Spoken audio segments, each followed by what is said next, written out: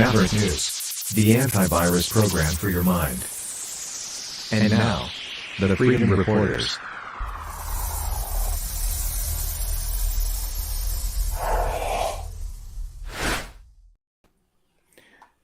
Good evening, ladies and gentlemen. I'm Rick Walker. You're watching the Maverick News channel. We are the Freedom Reporters. Hello, I'm your co-host, Brendan Kennedy. It's great to be here again this evening. Happy Friday. Happy Friday. It's Friday. Gonna be a good weekend. For all those people who work Monday to Friday, today is Friday, so it's the last day of the work week. But for so many other people out there these days who don't work a Monday to Friday kind of life, it's just another day. Yeah. But it's a big news day, especially if you're Catholic or Canadian or a First Nations person or anybody who's paying any attention to the residential schools issues, because the Pope apologized today to Canada's First Nations peoples for the residential schools. So we'll have a little bit to say about that, I guess, and bring you some clips. Jason Kenney in Alberta, the Premier of Alberta, has announced a tax relief program for gasoline as the federal government implements its carbon tax hike today, and our federal politicians give themselves a much undeserved raise. So, they gave themselves a big pat on the back and a fatter wallet. Well, we get to pay more at the pump. Unless you're in Alberta, where Kenny has initiated a tax rollback for a while. So those are a couple of stories that we're going to be following today. And Brendan, you have a couple of things that you want to highlight as well, don't you? Yes. Well, not only did they increase the price at the pump for you, but they also increased the price on spirits as well. So your Friday after work beverage just got a little more expensive. We do have as well action from Queen's Park in Ontario, where the Minister of Health admits the possibility of AIDS after the third shot. She had a bit of a Freudian slip. I think it's going to be worthy of watching. So we'll also have the breakdown on that story too. Okay. And last night we had James Topp on. He's a Canadian veteran who is marching across Canada to raise awareness and protest in a peaceful way medical mandates. And today we're saying we should be doing like a top watch, I guess, every day to just let people know where he is on his journey. And I think we can do that. So today, let's just bring this up and we'll show you where James Topp is on his journey across Canada to bring people together and, as I say, raise awareness about these medical mandates. So this is the CanadaMarches.ca website, and he's marching all the way across Canada. And today he is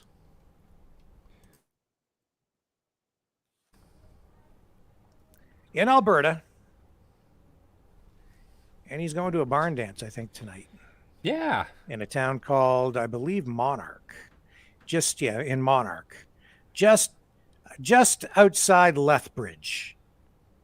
So there's Lethbridge to the south, sort of to the southeast of Monarch. And here he is, just outside, just Highway 28 in Alberta, and he'll be going to Monarch. But that's where he is right now. That little red dot, there's James Topp right there. And he's now marched with a rucksack on his back over 1,000 kilometers to fight for freedom, which is truly amazing. That in itself, he's gone over the Rocky Mountains on foot. That is quite a feat. It is. It's amazing. It's not easy at all. No.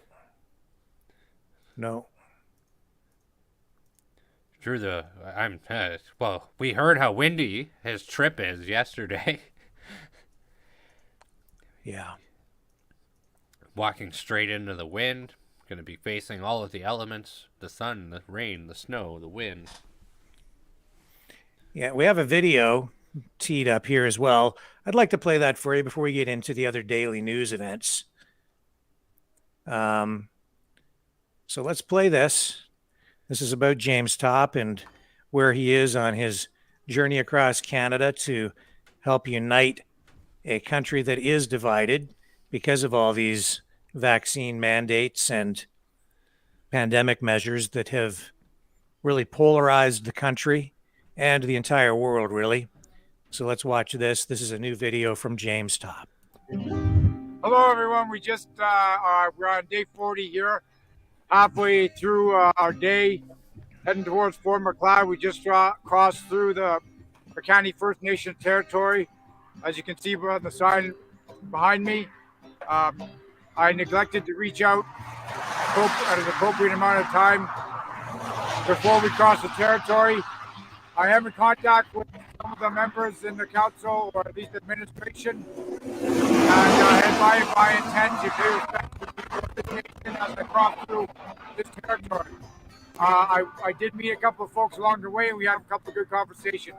A member of the nation gave me this eagle feather, and he told me never to drop it. I never will.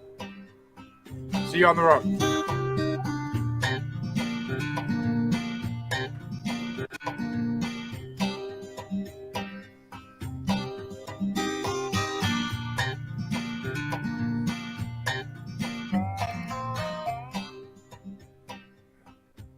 Morning, everyone. It's James Topp and the James Topp crew. We're going to be heading out on our daily march towards the east. We are going there for all of the reasons that we are going there for, as has been previously stated multiple times. We're going to do things a little bit differently with regards to our videos. We're going to turn them into daily videos, and we got help from our good friend Nem at Scene Nematic. You can check out his YouTube channel. He's got a lot of good content there. So we're just going to change things up. We're gonna try something different just to keep the interest of what we're doing at its maximum level, so that when we get to Ottawa, we'll have maximum participation by everybody who agrees with why I'm doing this and why we're doing this. Today we're going to head towards Fort Macleod. We're going to get into Fort Macleod, take a break. After Fort Macleod, we're going to head into Monarch, Alberta, where we're going to meet up with some folks at the Countryside Barn for a good old-fashioned Alberta-style hoedown, showdown, dog and pony show. So this is where we stayed for the last few days. I want to give a special shout-out, special thanks to Lisa and Don for putting us up in this fabulous hacienda, which I know is Spanish for house. Well, I'm pretty sure. So we had a really good rest here, a really good stay. The environment is just, I don't use this word often, but stunning. And the scenery, the landscape, everything. It was a really good time, a really good place to rest and recuperate and get ready for the next phase of the journey. So we got, here's what's coming up. We got Medicine Hat after Lethbridge, and then we are going to continue east towards Saskatchewan and then Manitoba. As we get closer to those places, we're going to have to start getting more participation from local groups to help us organize certain things, such as how many people are going to join us on the highway, traffic control, liaison with various organizations in law enforcement field, so we don't jam up traffic, so forth and so on. So if you're a part of one of these groups and we're coming through on Highway 1 going east towards Ottawa, then get a hold of us because we're going to need your help with such things as accommodations and liaising and organizing things with local groups who are interested in freedom and freedom from things and freedom for things. And what I'll ask you to do before I end this particular segment is ask you what you are wanting freedom for. Do you want freedom, or do you want freedom from something? Do you want freedom as established in the Charter of Rights and Freedoms, or do you want freedom from a particular thing? So ask yourself that question. That's going to help you go forward and determine your particular stance and your particular movement. So that's it for this morning. Talk to you later.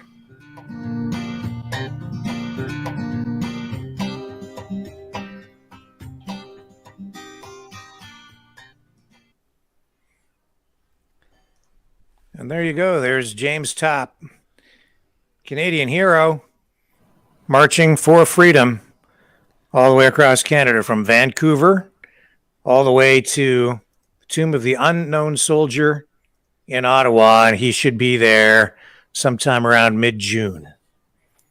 And we'll be keeping tabs on him and everything that he's doing.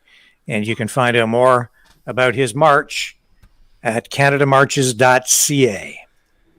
And I'll just put that up on the screen here briefly. canadamarches.ca is his website. So if you're interested in where he's at, what he's doing, if you want to check in on his progress and just learn more about his initiative, just visit canadamarches.ca. And again, our hat goes off to James Topp, and we thank him for everything he's doing to bring Canadians together in these times that are so divisive and truly inspirational. Also tonight, it'll be our first call-in night. We do have our phone system up and running. Still a little bit glitchy, but we're going to give it a shot, see how it runs. We'll see if it works well for people or not. We're hoping that it does. So anyone that wants to be a call-in guinea pig, we're your guys right here. We'll try it. You're free to call in tonight. We'll get that number up on the screen shortly and get things rolling there, because we've been talking about it for a couple of 2 or 3 weeks now, promising people we would have this thing operating, and tonight we will. Promise. We're going to take at least one phone call from somebody tonight. I'm determined. But the system's a little more complicated to set up than it might appear.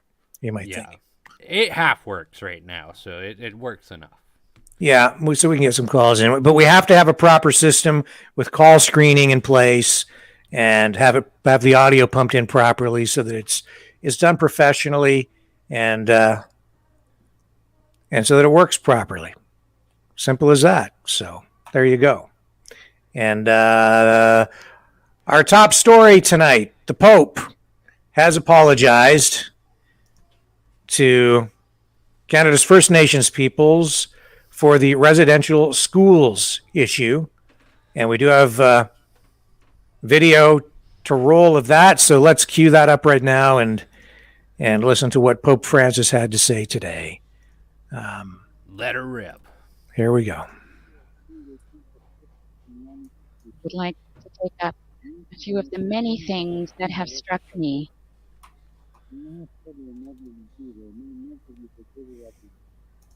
Let me start by saying that it is part of their traditional wisdom. It is not only a turn of phrase, but also a view of living. In every deliberation, we must consider the impact on the seventh generation. These are wise words, far-sighted, and the exact opposite of what often happens in our day. When we run after practical and immediate goals without thinking of the future and generations yet to come. Instead, the ties that connect the elderly and the young are essential. They must be cherished and protected lest we lose our historical memory and very identity. They must be cherished and protected, for whenever memory and identity are cherished and protected, we become more human.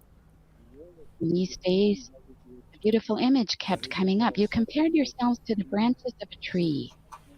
Like those branches, you have spread in different directions.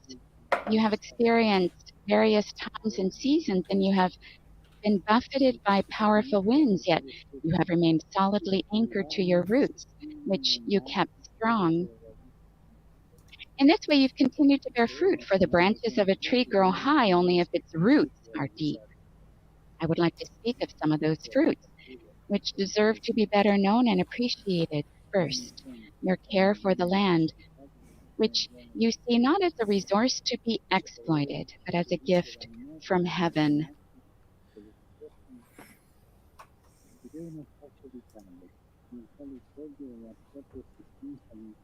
For you, the land preserves the memory of your ancestors who rest there. It is a vital setting, making it possible to see each individual's life as part of a greater web of relationships with the Creator, with the human community, with all living species, and with the earth, our common home. All this leads you to seek interior and exterior harmony, to show great love for the family, and to possess a lively sense of community.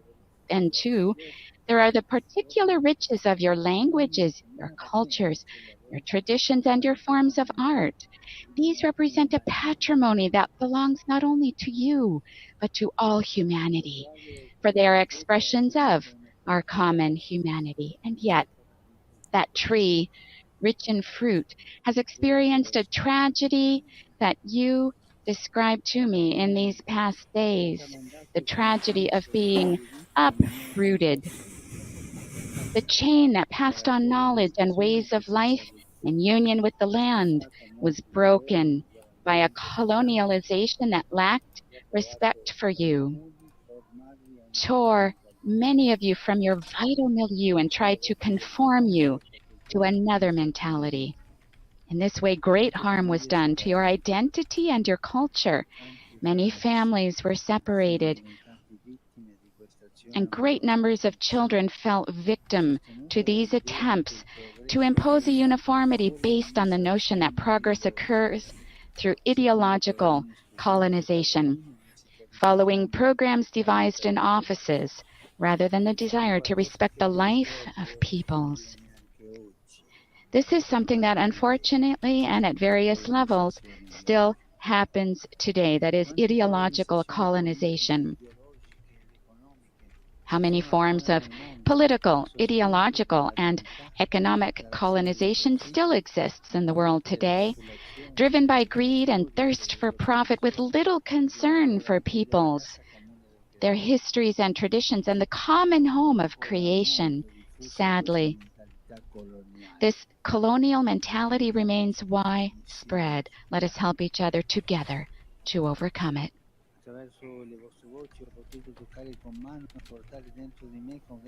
Listening to your voices, I was able to enter into and be deeply grieved by the stories of the suffering, hardship, discrimination, and various forms of abuse that some of you experienced,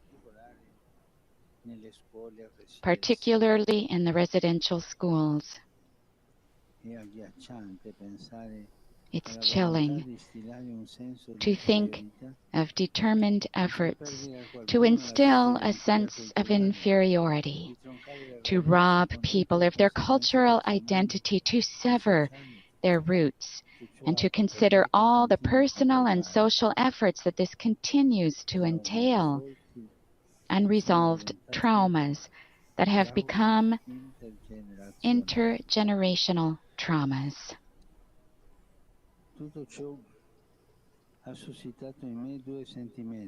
All this made me feel two things very strongly: indignation and shame. Indignation because it is not right to accept evil, and even worse, to grow accustomed to evil, as if it were an inevitable part of the historical process. No. without real indignation, without historical memory, and without a commitment to learning from past mistakes, problems remain unresolved and keep coming back. We can see it these days in the case of war. The memory of the past must never be sacrificed at the altar of alleged progress. I also feel shame, I'm saying it now and I'm repeating it, sorrow and shame for the role that a number of Catholics, particularly those with educational responsibilities, have had in all these things that wounded you, in the abuses you suffered, and in the lack of respect shown for your identity, your culture, and even your spiritual values. All these things are contrary to the gospel of Jesus Christ. For the deplorable conduct of these members of the Catholic Church,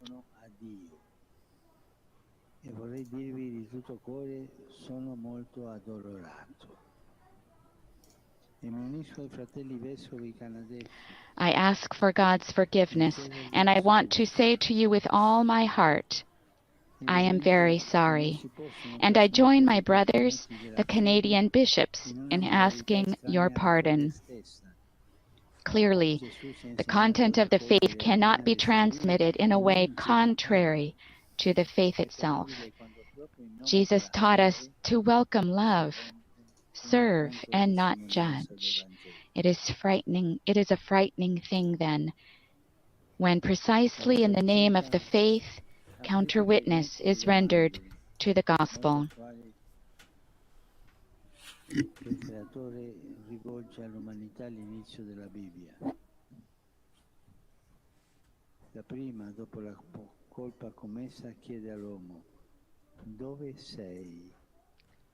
Your experiences have made me ponder anew these ever-timely questions that the Creator addresses to mankind in the first pages of the Bible. After the first sin, He asks, "Where are you?"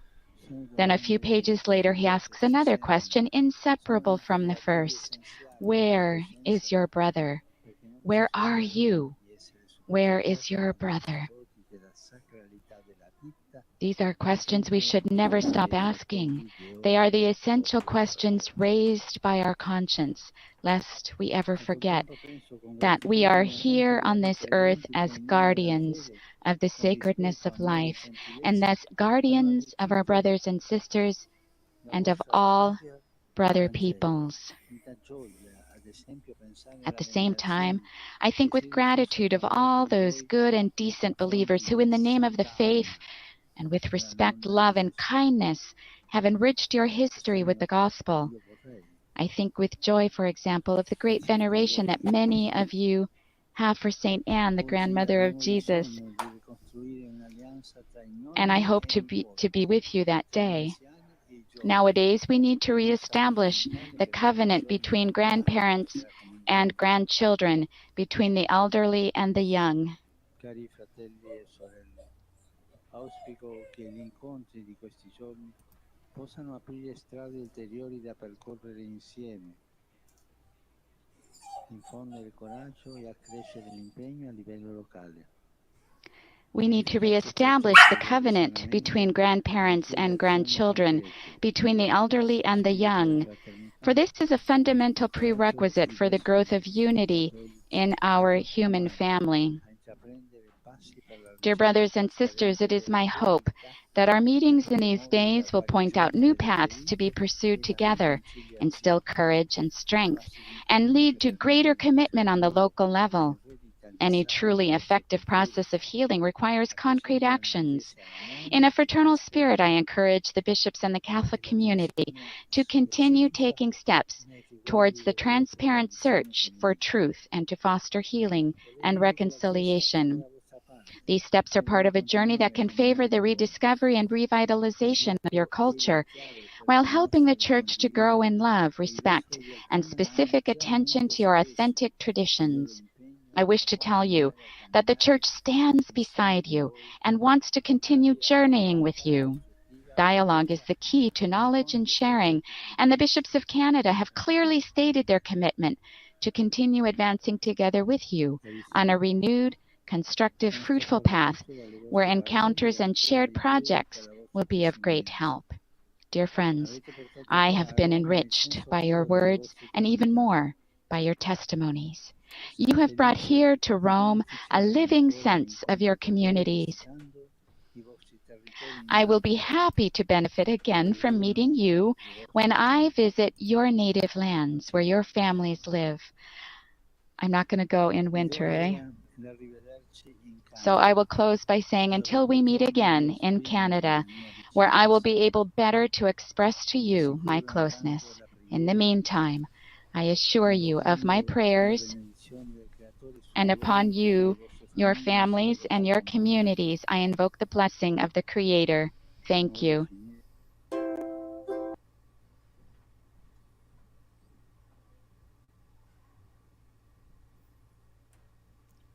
So, what you think about that?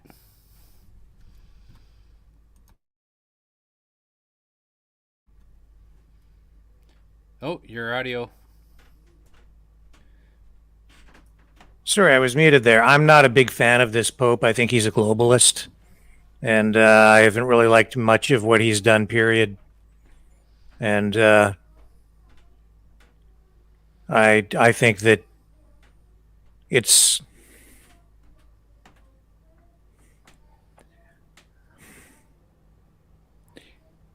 these are words coming from a guy who has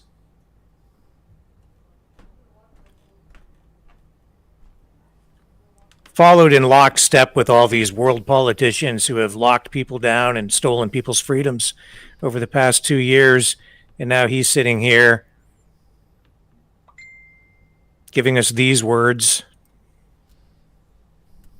And I have a big problem with the whole issue anyway. So I'm not sure where this leads us. I'm not sure if it goes anyplace good. Whenever anybody apologizes publicly for anything, whether they should apologize or should not apologize, it always opens them up to things that are a lot worse. At least I think. Well, the thing is, it's like, okay, so he's apologized, but I guess what I'm getting at is it's like, what does this accomplish? Where does this lead us next? What's the constructive outcome from this? Harper apologized to the First Nations when he was Prime Minister. And did that resolve anything? Didn't seem to, because we now have a Prime Minister who seems to apologize every 2 or 3 months. Right? It's just and then we see the politicization of this story surrounding these grave sites, and we see the media, we see the Liberal government, I think, exploiting it for political purposes. We see corruption with government programs surrounding a lot of this stuff. The politics surrounding this is what really makes me feel uncomfortable. And again, they talk about wanting to get to the truth, but with the politics surrounding it, the money that flows because of it, I don't think that they're really after truth. A lot of the people involved. I think the people want truth, but the people in charge can continue to play politics with this stuff. Oh, absolutely. I mean, what's he going to do next? Apologize to Ireland? Because, I mean, they thought the Celts were a bunch of heathens, and quite successfully have indoctrinated the whole nation and push one religion pushing out a whole other religion. And at the end of the day, that's all history is. Things are always going to come along and change things, right?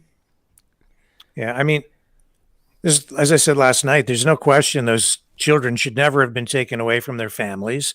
The government never should have had the power to do that. But we've learned nothing from that, because today, well, Julie Walters says this was the same apology they gave to us over the Catholic sex abuse scandals. We don't need the corruption to worship our God. Yeah. Yeah. It's just a lot of this stuff rings hollow for me. And I think you just have so much. What's the objective here? The objective is to get to the truth, I guess. And then where does that go? They some people want compensation, not just reconciliation. They're looking for something. Where does it all lead? I don't know. I just don't know. It's like I just don't think there's an end to any of this stuff. It's just going to go on and on and on and on and on. This is not the end. This is just a new beginning. And my fear, it's not even a fear. The political forces in Canada continue to use this issue to divide people.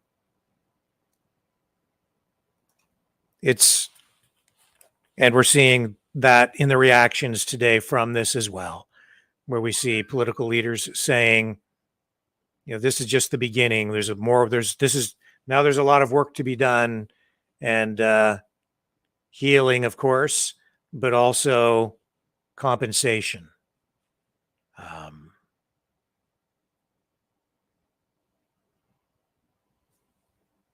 So JQ says, exactly, Rick, political BS, BLM narrative failed to go to the Indigenous one, when in fact they don't give a shit about anyone. I think that's kind of about it. Yeah.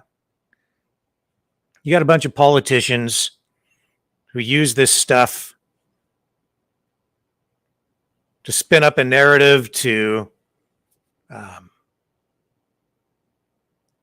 virtue signal, make themselves look good. That's why Justin Trudeau was out west.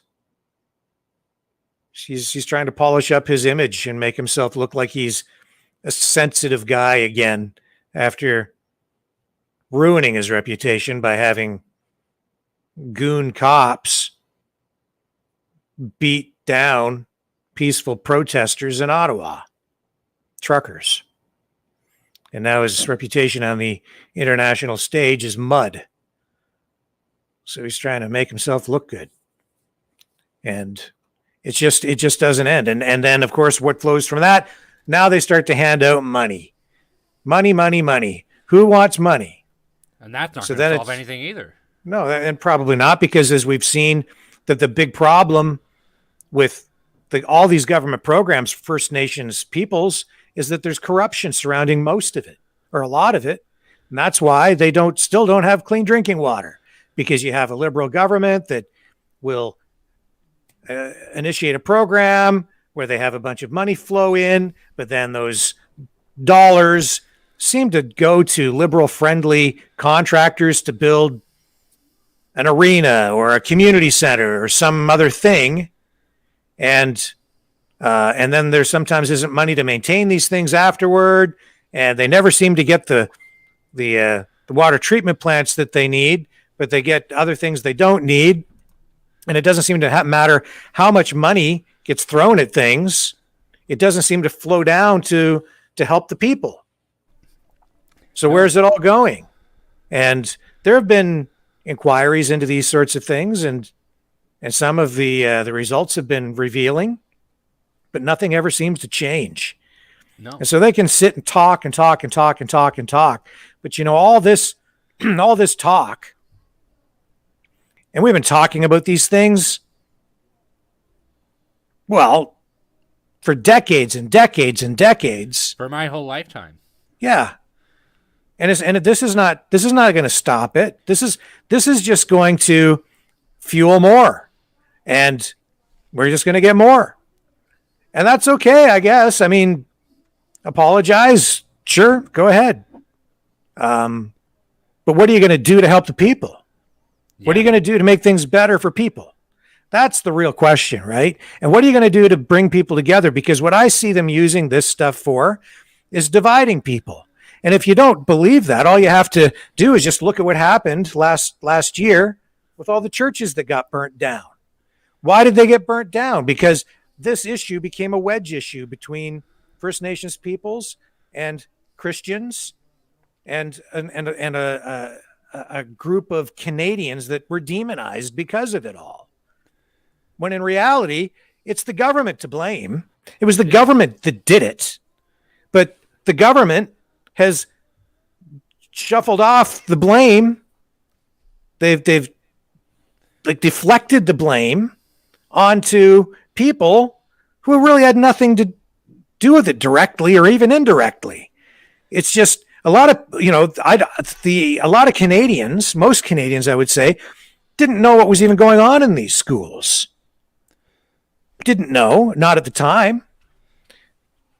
It was the government running them. They were isolated in different areas, and these Catholic schools, they treated everybody like crap in these Catholic schools. Like my dad, he was in the Catholic school system, and he had the stereotypical angry nuns as his teachers, and they beat the crap out of my dad. They beat the crap out of NATO kids that were in his class. They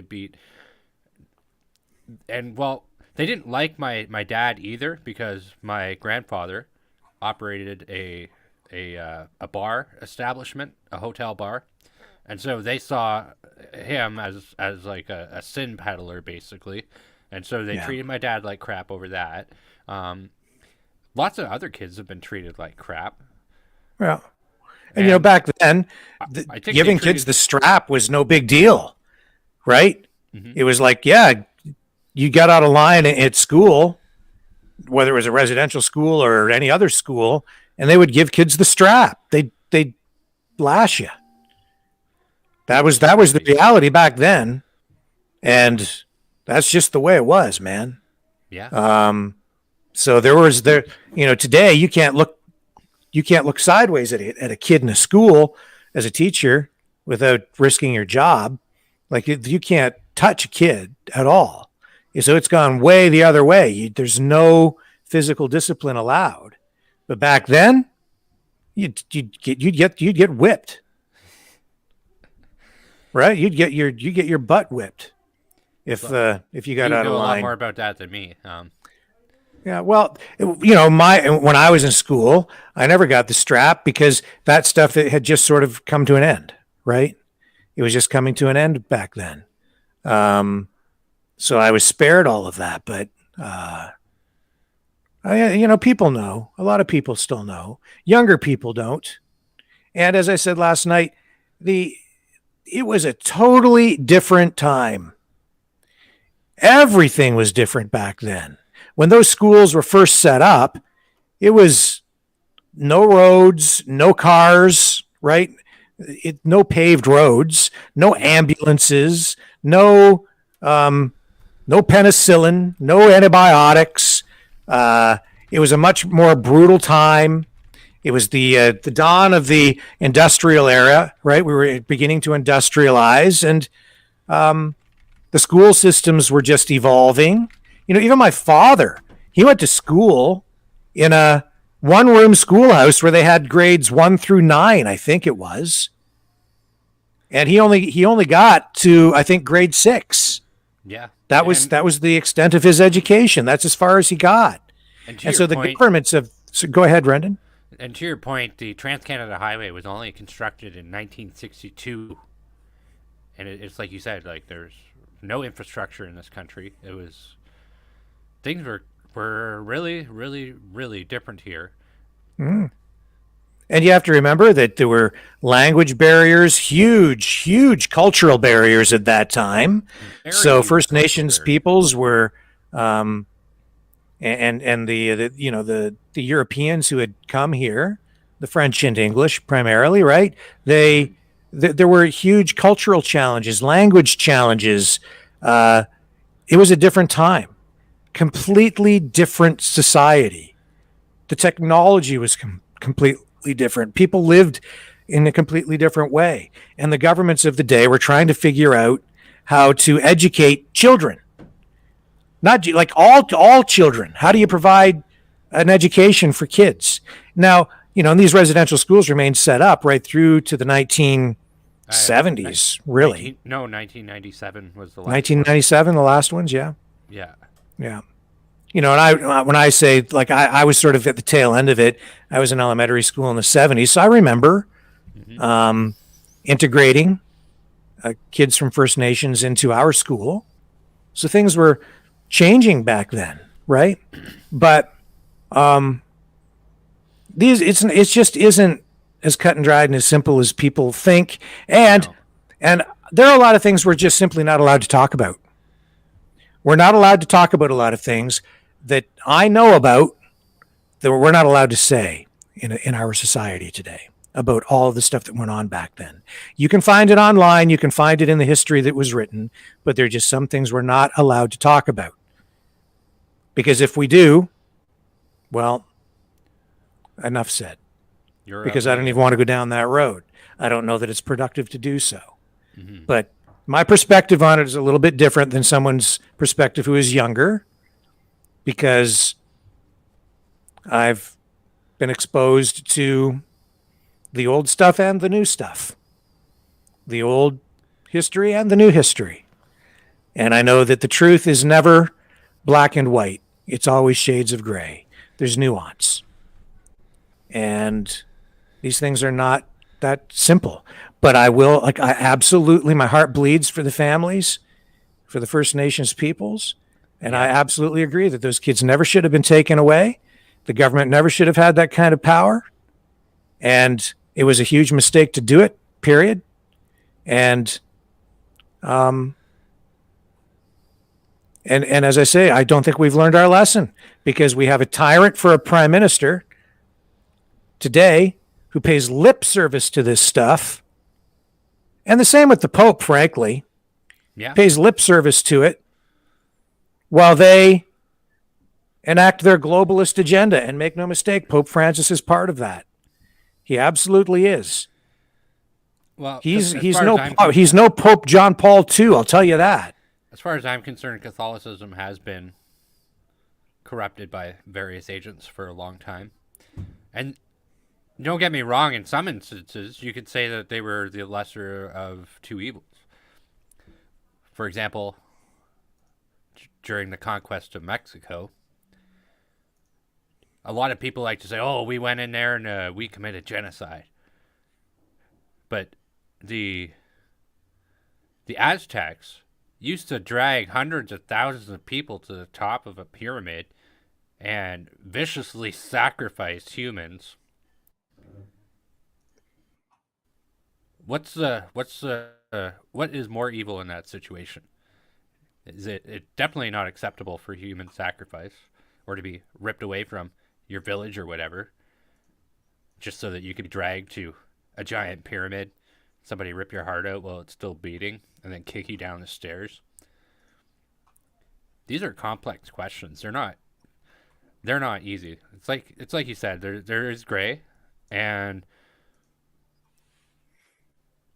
I would like to see a discussion around where do we go from here? Because that's what we don't ever talk about. We don't talk about how to progress from this. It's like we wallow in this wordless self-pity. And it's not productive for anybody or anything. It's not productive for the First Nations people. And as far as I'm concerned, all the First Nations that were there, they look like pawns. Further a part of this scheme. Yeah. And they're being treated like that. And so I don't think this apology is going to solve anything. There's no means of production for it. And quite frankly, it's going to open things that I don't even know if they're worth opening at this point. But the root of the problem here, number one, is the government. And I felt our friend AJ, you remember AJ? Oh, yeah. He made a good point. He came to the conclusion that when it comes to First Nations, that 90% of the time, a lot of these atrocities were happening, it was under liberal governments in Canada. That's right. And yet that's the other thing. When this whole residential school gravesite story took firm root last year, just before the election, it was very apparent to me that the timing was intentional. Yes. And the liberals were using that. It was all planned. As far as I'm concerned, a lot like this stuff, it's nothing new. Those grave sites, nothing new. Nothing new. The Truth and Reconciliation Report of 2008 lays it all out. But boy, it was like just before the election, and the liberals all, they wanted to wrap themselves around in with this thing, wrap this around them, and it serves their purpose, because this is an issue that has the potential to destroy the country. And I think in many respects it did. It makes Canadians ashamed of their history. It makes people ashamed of their flag. It allowed the liberals to capture our flag in their effort to tear down our society, and others who are in league with them to do so. That's why they were able to fly it at half staff for so long. It's the ultimate shut up, you're not allowed to talk situation. Yeah. There's no coming back from talking about dead babies. It's like, that's exactly right. And oh, you're going to question this? Does that mean you're okay with dead babies? Is that what you're okay with? Right. You can't talk. That's not a conversation. You can't talk in a conversation like that. Yeah. And the whole thing was a total psyop. And the universities are complicit in it because they're getting big, fat paychecks out of it. Huge money, yeah. And I showed you guys. I showed it to you. University of Alberta. Yeah. And it's absolutely corrupt, and it's sickening. And so they've used this again to divide the people, to divide and to, single out a certain group of people that what they're doing is they're conflating a lot of things, and who's getting the blame for this really? It's the same group of people that they're calling Nazis.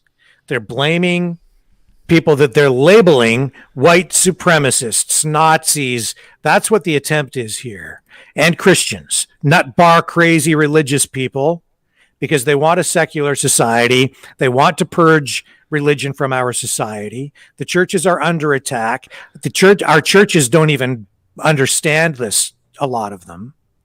They don't. It's happening to them, and they don't know what to do about it, and they don't even realize that they're doing it to them. Because they're laying so much guilt on people. And while they're doing all of this, they're actually, in my opinion, making a lot of things worse. The apology, fine. But how is this being handled? How is this story really being portrayed? Is it really accurate? Are they really after truth? Because I'm telling you that the story the media has been telling us around all these grave sites, that's not truth. That's not even close to the truth. Not even bloody close. And the science surrounding all of that proves it. But the science doesn't matter. The historical documentation doesn't matter. All that matters is the narrative that they spin up from it and how they're using it for political purposes. I'm not saying bad things didn't happen. I'm just saying that they're not really telling us the truth, because the story that's been told around the world now, it's that all these kids were hauled off to these schools, and basically executed in a mass genocide, and then their bodies were thrown into mass graves behind the buildings. And suddenly, we found these mass graves using ground penetrating radar, where the kids can't even be identified because there are just so many bodies just haphazardly dumped into pits that were and then buried. And that's what the world thinks. And that's not the truth. That's not the truth. The truth is we have grave sites. We're not even sure what is there because they're so old, and there's some question about documentation, and gravesite markers were either damaged or deteriorated over time or were removed for whatever reason. So a lot of these grave sites are not marked. There are unmarked graves all over the place, not just from indigenous peoples, but Europeans and all kinds of people. Yeah, absolutely. It's because back in the 1800s and 1700s, it was a different time. And I would say the instances where you do find headstones in a lot of these cases, actual headstones are they're expensive, for one. So they're expensive now, and they were expensive then. And a lot of people didn't have means of getting them. And so Patty Leather says it's the truth, not one body was found. Mm-hmm. Well, that's sort of it. It's like Clark Arthur says, Rick, the next step is the UNDRIP. Yeah, the United Nations Declaration of Rights for Indigenous Peoples, which is another one of those programs that's improperly named, and it's not really about giving rights to Indigenous peoples at all. It's about about Canada surrendering the sovereignty over its natural resources. That's what it's really about, and giving up sovereignty in general, because that's what it is. It's like this globalist agenda, and this is all part of it. The politicians, these globalists, they're using this as a wedge issue to further undermine the integrity of our sovereignty, to tear down Canada as a nation.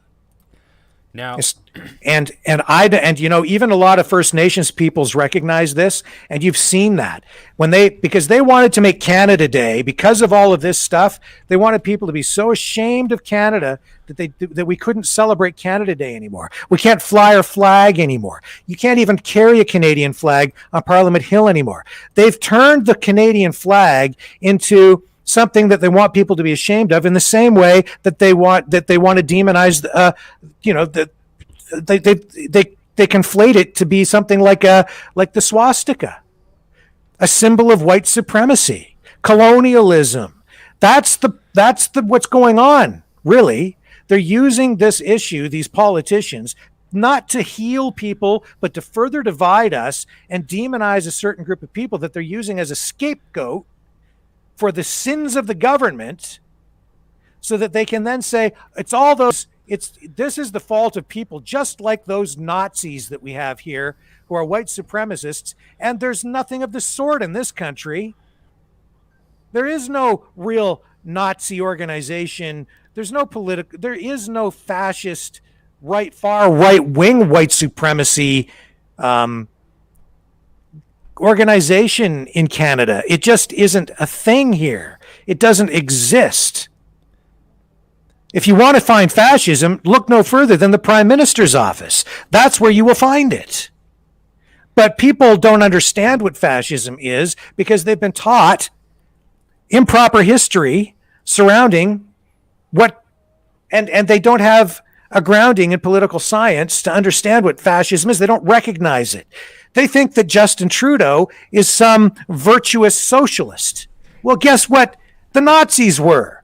They were socialists, but they were national socialists. And more than that, what made them fascists was the authoritarian nature of their regime. Well, Justin Trudeau does the same sorts of things. We've seen it in Ottawa. It was on full display. We just keep going around in circles with this. I keep talking about this night after night.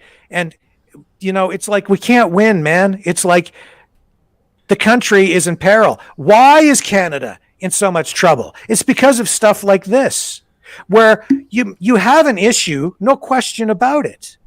with these residential schools, but it's an issue that is ages old that they keep digging up Whenever it's convenient for them. when just before an election, just when they're in the process of implementing this massive restructuring of our society, so that they can tear it all down. For what reason? So that they can build back better. It doesn't feel like we're building back better, and this is not the path forward if what you're going to do is divide the country, divide the people in the country, tear the country down, make people ashamed to be Canadian, so you can't even celebrate Canada Day. You're not allowed to carry the Canadian flag or fly it. If you are seen right now, if you're seen with a Canadian flag on your car, there's a chance you're going to get targeted by a cop and even pulled over. And we've seen that in Windsor, where they had the protests at the bridge. So now you don't want to be riding around with a flag on your car, man, because people are going to heckle you, give you the finger, and the cops are going to pull you over and ticket you. And people are now saying, oh, whenever I see a Canadian flag on a vehicle, it triggers my PTSD. Holy gee. Because it's not. It isn't that there isn't an issue. I'm sorry, go ahead. And I have to tell you, folks, like, did anybody ever stop to think that maybe there's a positive side to colonialism? Anybody ever stop to think that? Well, let's talk about that for a moment, Rick, because at the end of the day, look at this place where we live that is incredibly safe as far as historical standards go. It's created a lot of stability in the world. A lot of the stability that we have right now is because of colonialism. Like, that's not a bad thing. That's a great thing. I want to live in a stable world. I don't want to live in a world that's some sort of hellhole with warlords running around and that sort of thing. It's an unpopular opinion I have, but we're here. Everything's built. We have to work with what we got. We can't take it back. We can only go forward. Well, as I say, they were trying to find a way back then to provide an education for children, right? Mm-hmm. And also they were looking at this cultural barrier between First Nations and the rest of the country. And at the time, I think they thought they were doing the right thing, but they didn't handle it well. It led to a lot of problems, to say the least. And that's because why? The government thought they knew better, and they just had too much power. But at the time, it was like trying to provide proper education for all kids. What do we do as we enter this new industrialized era? How do we provide skills and enough knowledge so that our society can evolve and participate in this new industrial revolution that was happening at the time when these schools were set up and when all school systems across the country were being set up? So they were trying to figure it out. They made a bunch of big mistakes. So that's where they were at. And, and now today they just keep digging this stuff and using it for political purposes. Yeah, exactly. And, so, well, at the end of the day, I'm not going to feel guilty about things that are beyond my control because that's simply not healthy. It is not healthy. What we're doing is not good for anybody. Not good for them. Not good for you. Not good for me.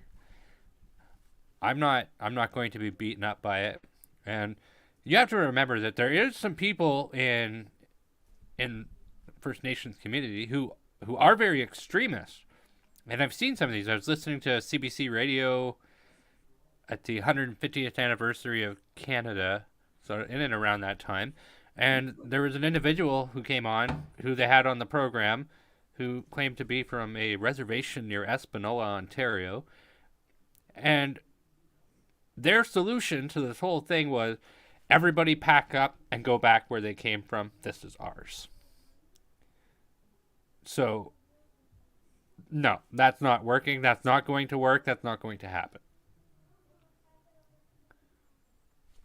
Yeah, well, that's part of the thing too, right? It's Yeah. like, I was born here. I have no connection to even where I came from because I'm not even sure. I don't know what all my family's background is. I only know how only know a couple of generations back. I'm I'm Um, I'm like a but European mutt at this point. It's like, where do I go back? Where are you gonna send me back? Like, holy gee. for all I know, I could have a bunch of First Nations blood in me. I don't think I do, but who the heck? I don't know. I have no idea. I guess I'd have to get one of those blood test things to find out, right? Yeah. I don't know, but yeah. What are the 23andMe, this whatever. and this whole It- issue is a it- big hot potato. Oh, it is a hot potato, and I say a lot of these things tongue in cheek or hesitantly because it is very sensitive stuff. And this is the type of stuff that somebody could like drag out and pulverize me to death. But you know what? Yeah. I think we need to have these honest discussions, and I'm very proud that we are taking up on this discussion and talking about it. And not only are we talking about it, we're talking about it reasonably. Well, speaking of talking about it, let's take a quick break, and then we'll come back and maybe try and take a couple of phone calls. How about that? Let her rip. Okay. Well, first, we'll just let this brief transition video roll, and we'll be right back. The New World Order. Government overreach. The Great Reset. Mainstream media lies. Now more than ever, independent voices are needed. Donate now at freedomreporters.com. That's freedomreporters.com. Maverick News. The antivirus program for your mind.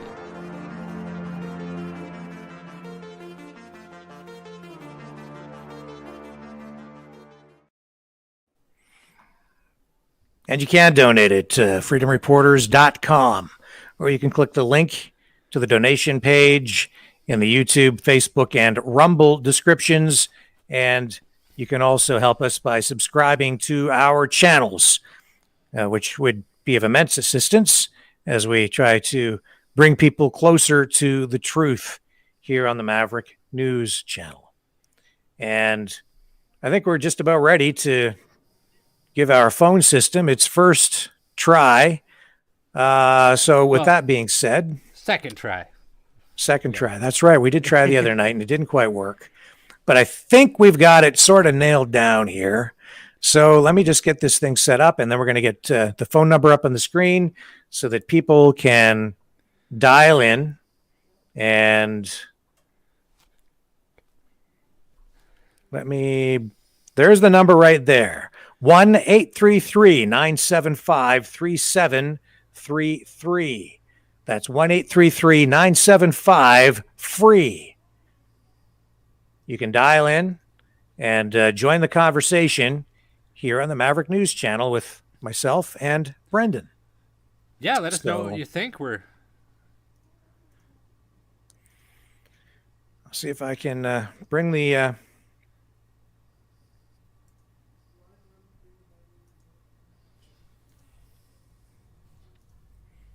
let's see, there we go. Okay, so I think we're about ready to take calls.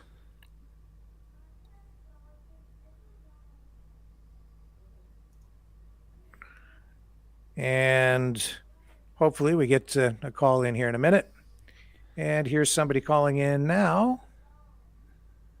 It does screen the calls. I don't yet see a name up on the screen, so I'm not sure who we're going to be talking to yet. But let's bring this person in and see who we have on the line. It's Susan. Welcome, Susan. Hi, how are you? Well, we're just fine. Thank you. You're the very first caller. You're our honorary first caller on the Maverick News Good. channel. Good. Welcome. So it does work. It does work. Can you, hopefully, I'm not sure if you're going to be able to converse with Brendan properly. We do have some audio challenges here, but I'm not sure if you're going to be able to hear him. But if you have the show up on your monitor without getting feedback, you'll be able to hear what he says as well. Hello. So I happen to agree with what you guys said tonight about the Indigenous. I'm so tired of feeling guilty for something that happened back in history. yes, well, guilt is at the center of all of this, where these politicians seem to use strong emotions to manipulate the public, in my opinion, in whether it's Yeah. fear surrounding the pandemic or, in this case, guilt. Yeah. And I mean, that seems to be their ploy is guilt and fear. Yes. So, where do you get your perspective from this? What can I ask? Like, when were you in, say, elementary school, or can you give us some idea of what kind of education you had with your history when you were growing up? Well, I was in elementary school up in North Cloyne, Ontario, and we had a couple of Indians brought into the school. We didn't have a problem with them. It was like every other student. You looked at them as kids. Right. And I got along with them. Yes. What city are you in? I am in Chalk River, Ontario. Okay, is that close to Ottawa somewhere? Yeah, about 2 hours north of Ottawa. Right. So do you think that this apology from the Pope will lead to anything good? And No. I think it's just going to keep getting brought up. And it's not good. Like, let them heal. Let them do what they got to do. But don't stop putting it in everybody's face. Yeah. And what do you make of these grave sites and the stories that the media has been pumping out about all of that over the last year or so? Well, if it was 100 years ago, how do we know what happened? Was there any real documentation of these children? I mean, if they were cruel to them, fine and dandy, you pay the price. But it's 100 years later. Yeah, or more. In reality, some of those graves, I think, are even older than that. Right? Yeah. Yeah. I mean, there was children done in Ireland because they were single moms. Like, come on. How many people are going to apologize? Yeah. That's a good point. I do have family members. I mean, I feel bad for them. But I mean, that was government. That wasn't people. And the Catholic Church. So that's my opinion. I don't know whether people like it or not, but well, it is. My heart hurts for the children. Of course, it is like I said, it's a political hot potato. It's a very difficult thing to talk about, and emotions run high on it. So yes. Yeah, it does. I mean, if it was my child, I would probably feel the same way. But I didn't live 100 years ago, so or even longer. Yeah. So I'm going to thank you very much for your call, Susan. We're going to move on and speak now with Pete, who I think is there. Alrighty. Well, you guys have a good night, and I'm still watching. All right. Thank you, Tell Susan. Brandon, thanks. Okay. Glad he's feeling better. Thanks. Thanks. All right. Bye-bye. Oh, I think we lost Pete. So the call lines are still open. So if someone would like to call in, we can do that. Everything's functioning properly. So that seemed to work pretty well. That was our very first call using our new phone system. So absolutely. Thanks for calling in, Susan, and for your perspective. It's very good to hear from a listener. So if you want to also provide your perspective, it's a toll-free number. It won't cost you a thing. 1-833-975-3733. That's 1-833-975-FREE. And you can join the conversation here on the Maverick News Channel and let us know what you think of what's going on with the Pope's apology. Hello. Who do we have on the line with us now? Hello? Hello, is that Pete? What's going on? Yeah, it's me. Hey, my friend, how are you? Oh, not too bad for an old guy. Still kicking. So I'm you're just watching the show there. It's pretty interesting. I watch it almost every day now. Well, I'm glad to hear that. You seem to be growing on me in a bad way here. Well, Pete and I are good friends. Come down fishing. Yes. But I was pertaining to the comment on the apology of the Pope. Yeah. So what do you think, Pete? Well, it doesn't hurt. I mean, an apology never hurts. It means that I personally myself had a bad experience last week. I apparently said something in front of a friend of mine that offended him. Uh-huh. And he called me back, same scenario. He called me at home and he said, "Hey, buddy," he says, "you said this yesterday. I didn't like it. I'm upset." I said, "Well, I'm a real man. I'm going to apologize, right?" Yeah. So I apologized to him. But now the guy won't accept it. He accepted it, and then he called me back 3 times, won't accept it. But pertaining to the Pope, the guy felt that, unfortunately, we look at the Pope as a very unique human being. He's just a human being like you and I, Rick. Mm-hmm. And he should, in my opinion, he apologized. I think it's a great thing, and they should accept it. That's just the way I feel. Yeah, well, it appears that they have accepted the apology, but of course, they're still looking for more, and the Pope will be coming to Canada to meet with First Nations peoples here.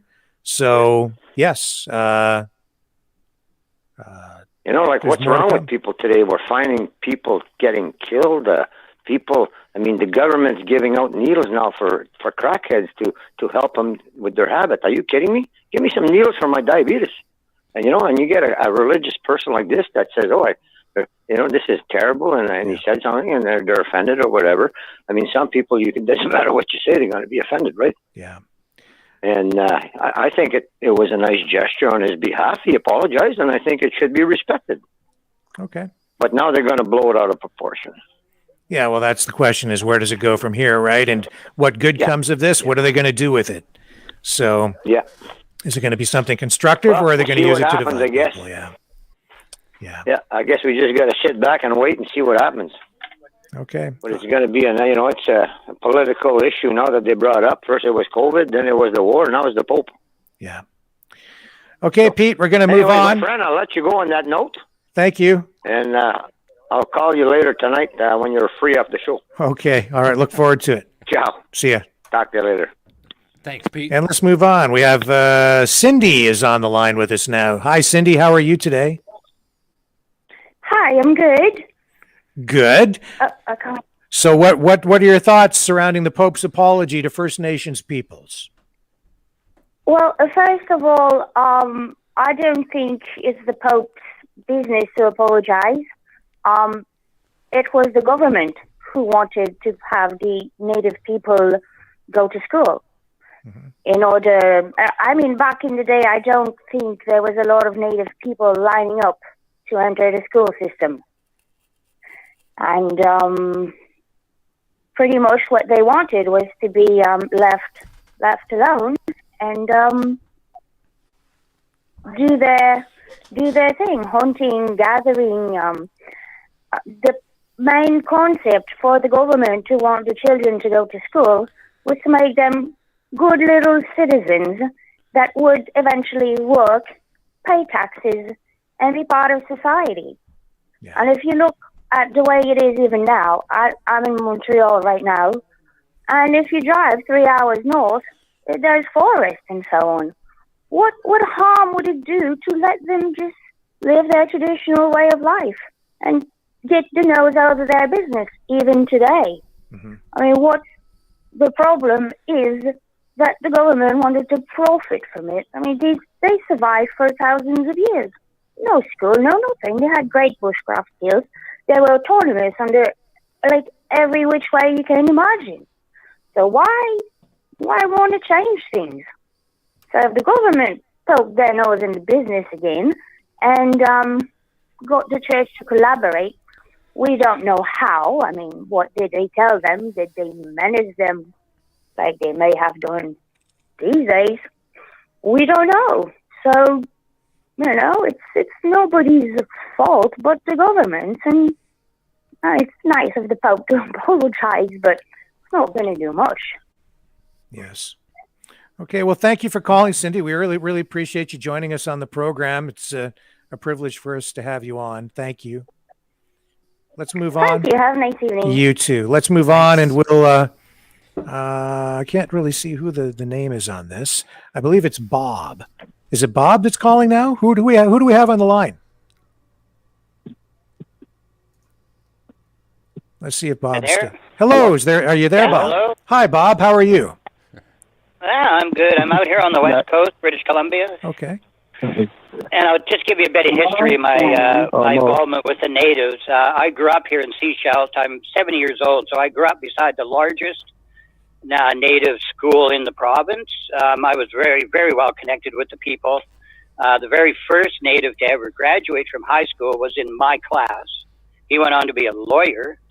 I fish with them. I hunt with them. I have businesses with them. So I'm interconnected with the native culture fairly strongly. One of my daughters is married to a native person. So ask me as you will. I pretty much know everything about them. I see.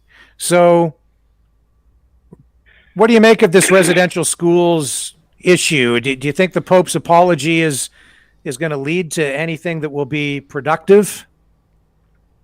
Of course not. I mean, apologies are only productive if they come with finances to solve the problem they created. I grew up beside the schools. They weren't quite as obnoxious as they're made out to be. There wasn't that much abuse that I was aware of. Most of the abuse was because they didn't want to be in school. They didn't do well in school, so they were abused all that way. They were made to, like I played soccer against them, and the grade 8s natives were sometimes 18 years old. They just kept them they abused them in that way, right? Yeah. And then when they came to school, it was very hard for them. And a lot of them, we had structured classes. We had grade 8A, grade 8B, grade 8C.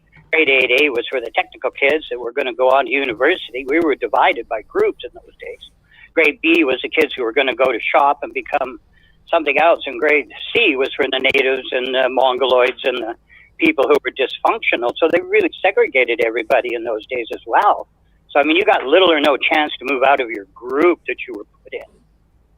Right. And so it was very different in those days. We don't understand what it's like here at all now. And as far as I'm concerned, the best thing we could do for the natives is disband the entire Indian Affairs and give them all the money to each individual native, not to the chiefs, not to the tribal councils, because they're all politicians. And those are the natives you see standing beside the other politicians. And the people get screwed by the native politicians as badly as we get screwed by the white politicians. And so it's just this ongoing thing. The native people that live on the ground and fish and hunt, they get nothing.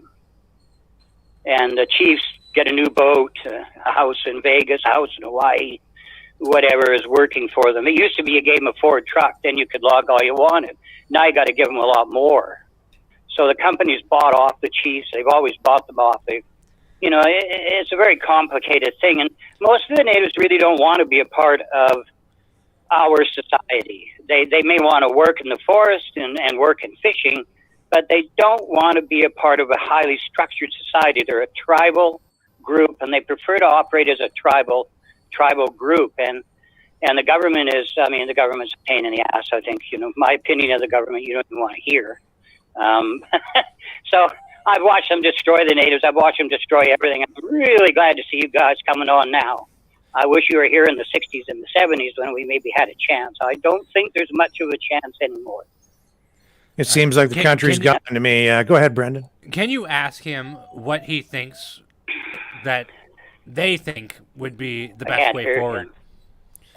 So Brendan's asking you what you think the best way forward might be. What, for the country? Yes. Well, we need rural government. I mean, I deal with rural government here all the time. Centralized government is a thing of the past. Countries are like a bunch of little children with marbles, and they're all fighting over the freaking marbles, and they're killing us doing it. Yeah. It's just bullshit. They're just like little kids, and they've got all this power. I mean, they may have money. They're children. I mean, I don't understand them. They're fighting over. It's like they all want everything. Trudeau, all of them. They're just weak people. They're dishonest. They're weak, cowardly, dishonest human beings that somehow, when we weren't paying attention, got a lot of power, and we got to get it back from them, or they're going to take us wherever they're going. And where they're going, I don't even know if they know where they're going. They're all such a bunch of morons. Yeah. Well, so anyway, that's my opinion. Yeah, I think in many respects you're kind of on the money. Again, I think the problem comes back to government. It's not so much the people. They just keep dividing us and making it difficult for us to live with each other because when I hear the divisive hate that spews out of Justin Trudeau's mouth, it just makes Yeah, problems that's very much true. worse. That's extremely true, too, to the difference in these revolutions, if you want to call them that. In the 60s and the 70s, everybody was united, the gays, the hippies, everybody was united on a common goal. Yeah. Now it's like everybody's got their own goal, and it's so hard to unite all of the disenfranchised people into one unit. I mean, the truckers did a good thing, but the truckers are ultimately one kind of group of our society.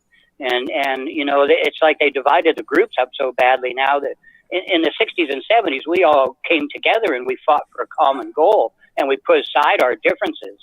And that's kind of what has to happen again. And I see it happening more, but my concern is it's so well ingrained now that I just don't know.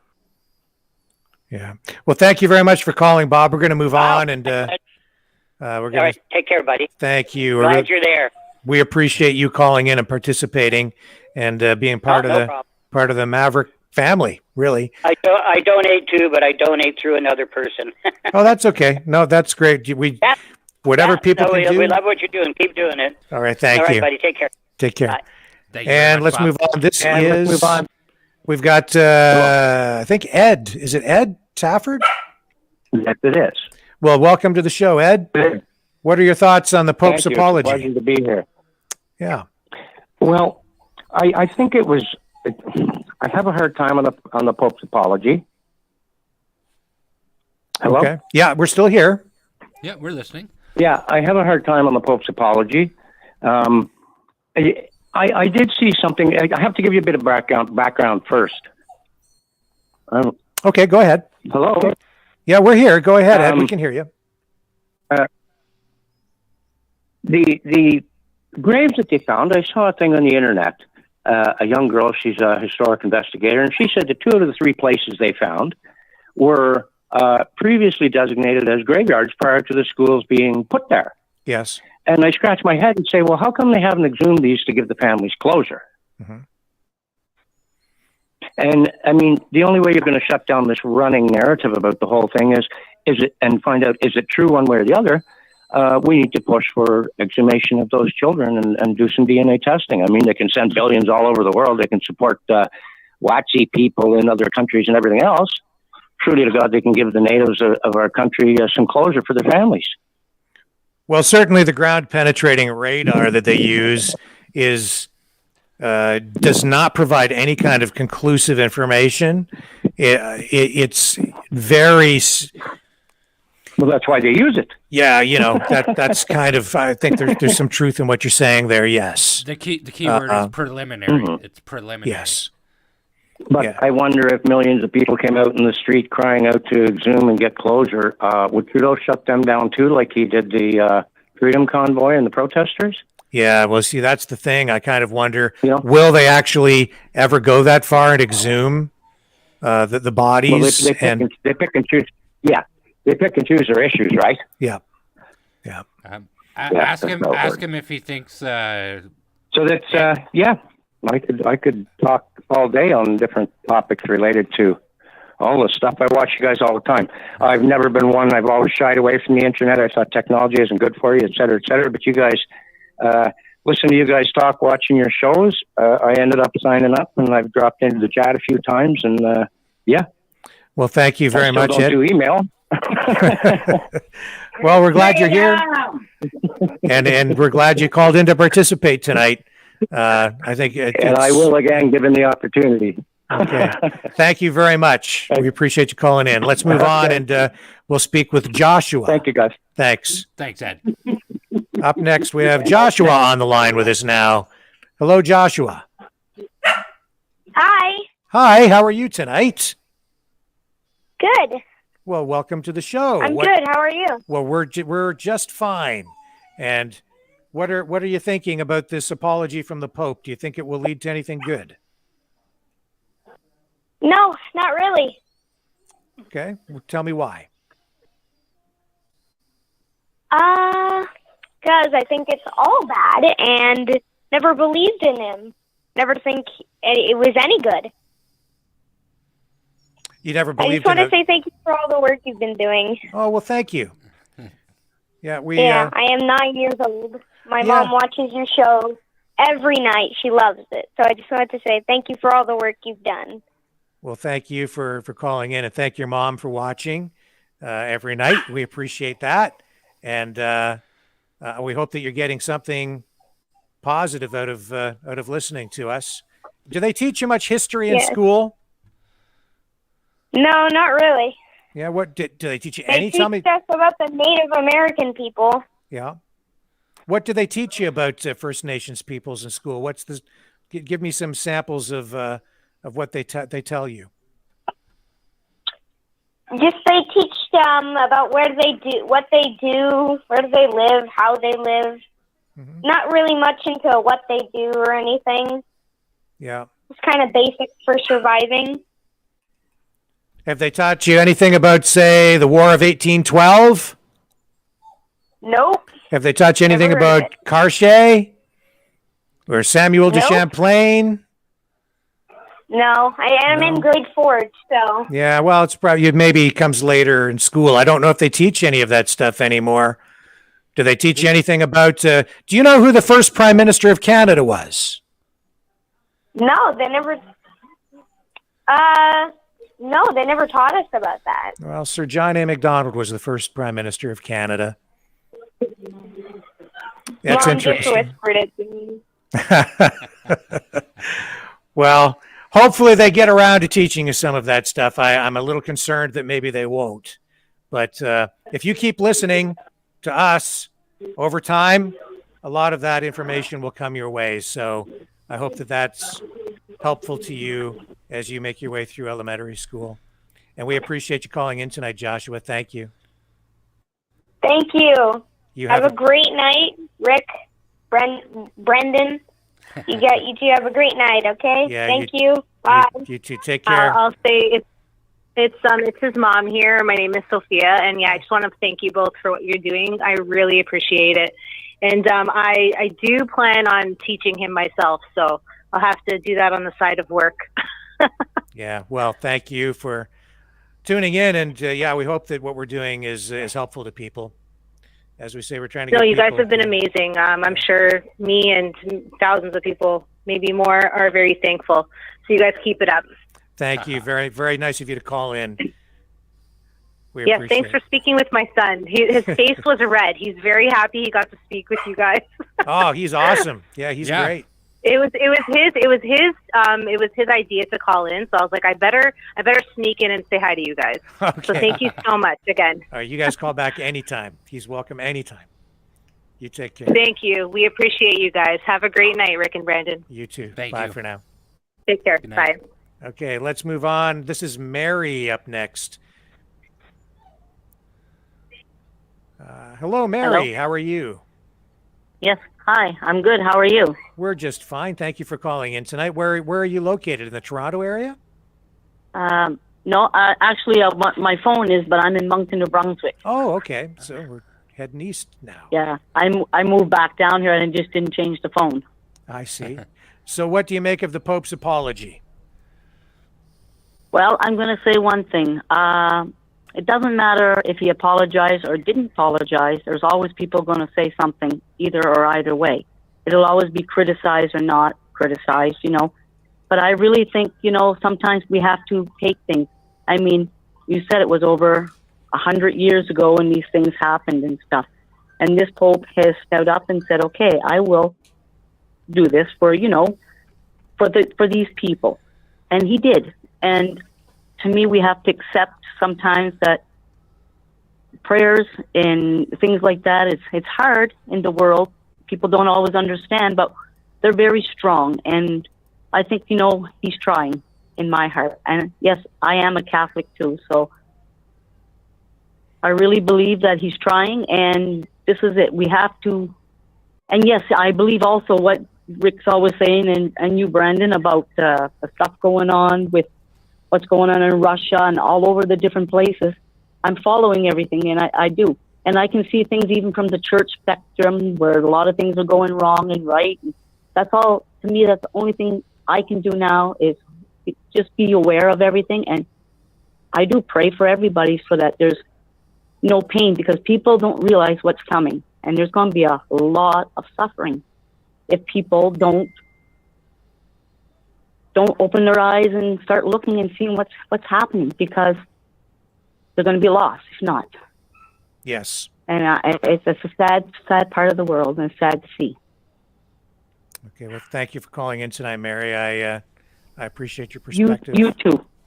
And I watch you guys all the time, and I'm thankful to you, because we need a lot more of that, and it's good that people can all have their own chance to say something, and it's a good thing, and I'm really thankful.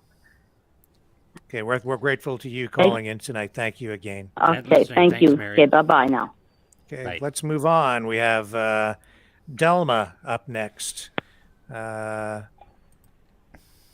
Hi there. Hi, Delma. You're from Simcoe, Ontario. Welcome to the show. It's Vilma, and I'm from the wonderful BC with Bonnie Henry and Adrian Dix. And oh, you're so fortunate. Lucky you.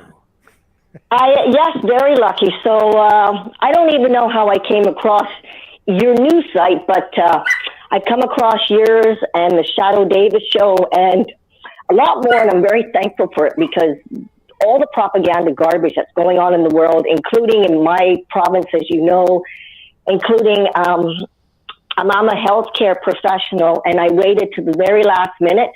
I lost pay because I didn't get it done right away. And then I ended up getting the shot because, I need to earn a living, which is just pathetic that you're put into that situation. But I'm spreading the word, what you guys are doing. And so I'm just, thank you for everything that you guys are doing.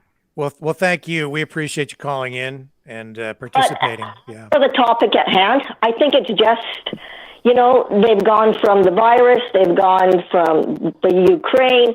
I think they're just going around to the next topic, and they're spinning people around with their emotions because they're trying to redirect them from what's really going on in the world. No question. And if they can divide us and keep us scared or on that topic, we're not going to know what's really going on with the truth. And I mean, we are living in the end of times, unfortunately. And we're living in a time where everything wrong is right and everything right is wrong.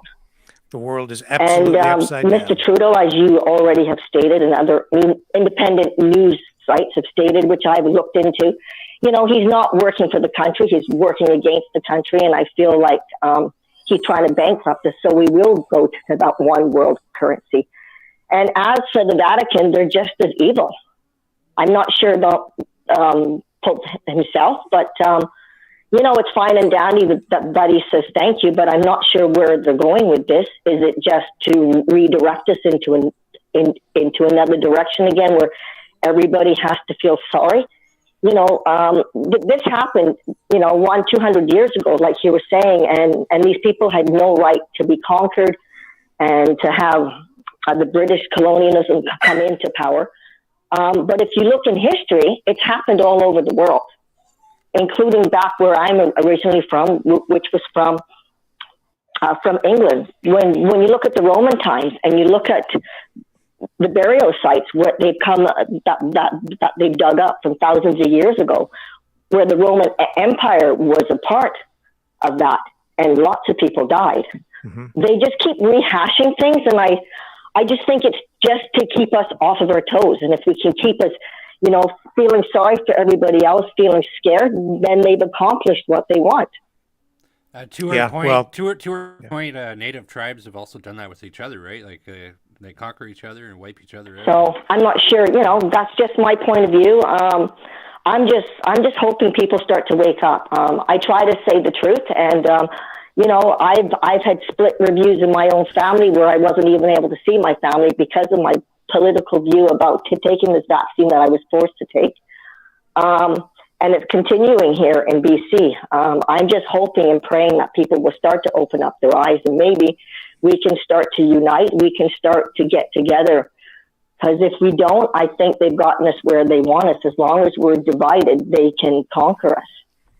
I agree with that. We need to come together and find unity, and that's what James Topp is doing by marching across the country. He's trying to unify Canadians. And I think it's time for the Convoy. Yep. Yeah, it's amazing what they're doing, what they have done. I think with the convoy that was coming out here, with Roy, and he's been in Victoria, and he's going across Nanaimo and so on. I think he's opened up a few more people's eyes, which is what we need, because a lot of people don't know. And when they're listening to CBC Global and BCTV, that's all they see. Yeah, yeah. Well, I just want to say thank you guys for everything that you're doing, and just keep going on what you're doing, because it's amazing. Thank you very much for calling in tonight. We appreciate you taking the time to be with us. Well, you have a wonderful night. You too. Let's move on, and we'll talk. Nation in prayers along with the rest of the world, because that's what we need. Thank you. We're praying for you too. Thank you. Good night. Let's move on and speak with Steve. Hello, Steve. Where are you calling from? Simcoe, Ontario, Canada. Hey, you're just down the road, so welcome to the show. Yes, yes. What do you think of the Pope's apology? The Pope is not a Catholic. He's a Jesuit. In case you didn't know. Well, he's certainly a much different. He's the first Jesuit that's ever been elected. Yeah. And a lot of people, there's been a few people have been trying to remove him already. Yeah, he certainly has taken a different approach than previous popes. Like, he's no John Paul II, I'll tell you that. John Paul first only lasted 33 days. That's because of the 33rd degree of the Freemasons. He wanted to have contraceptives and child prevention and birth control, and no, they didn't want him, so they decided to get rid of him on the 33rd day. Instead of a glass of water at his table, he had a little bit of poison in it.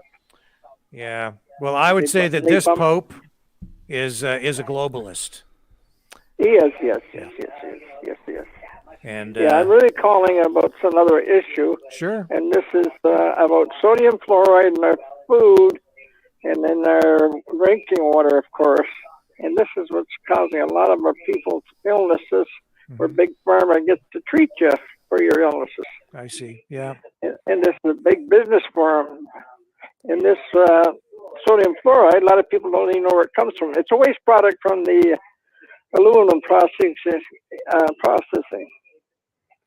Yeah, well, it's been a long ongoing issue. Fluoride in the drinking water.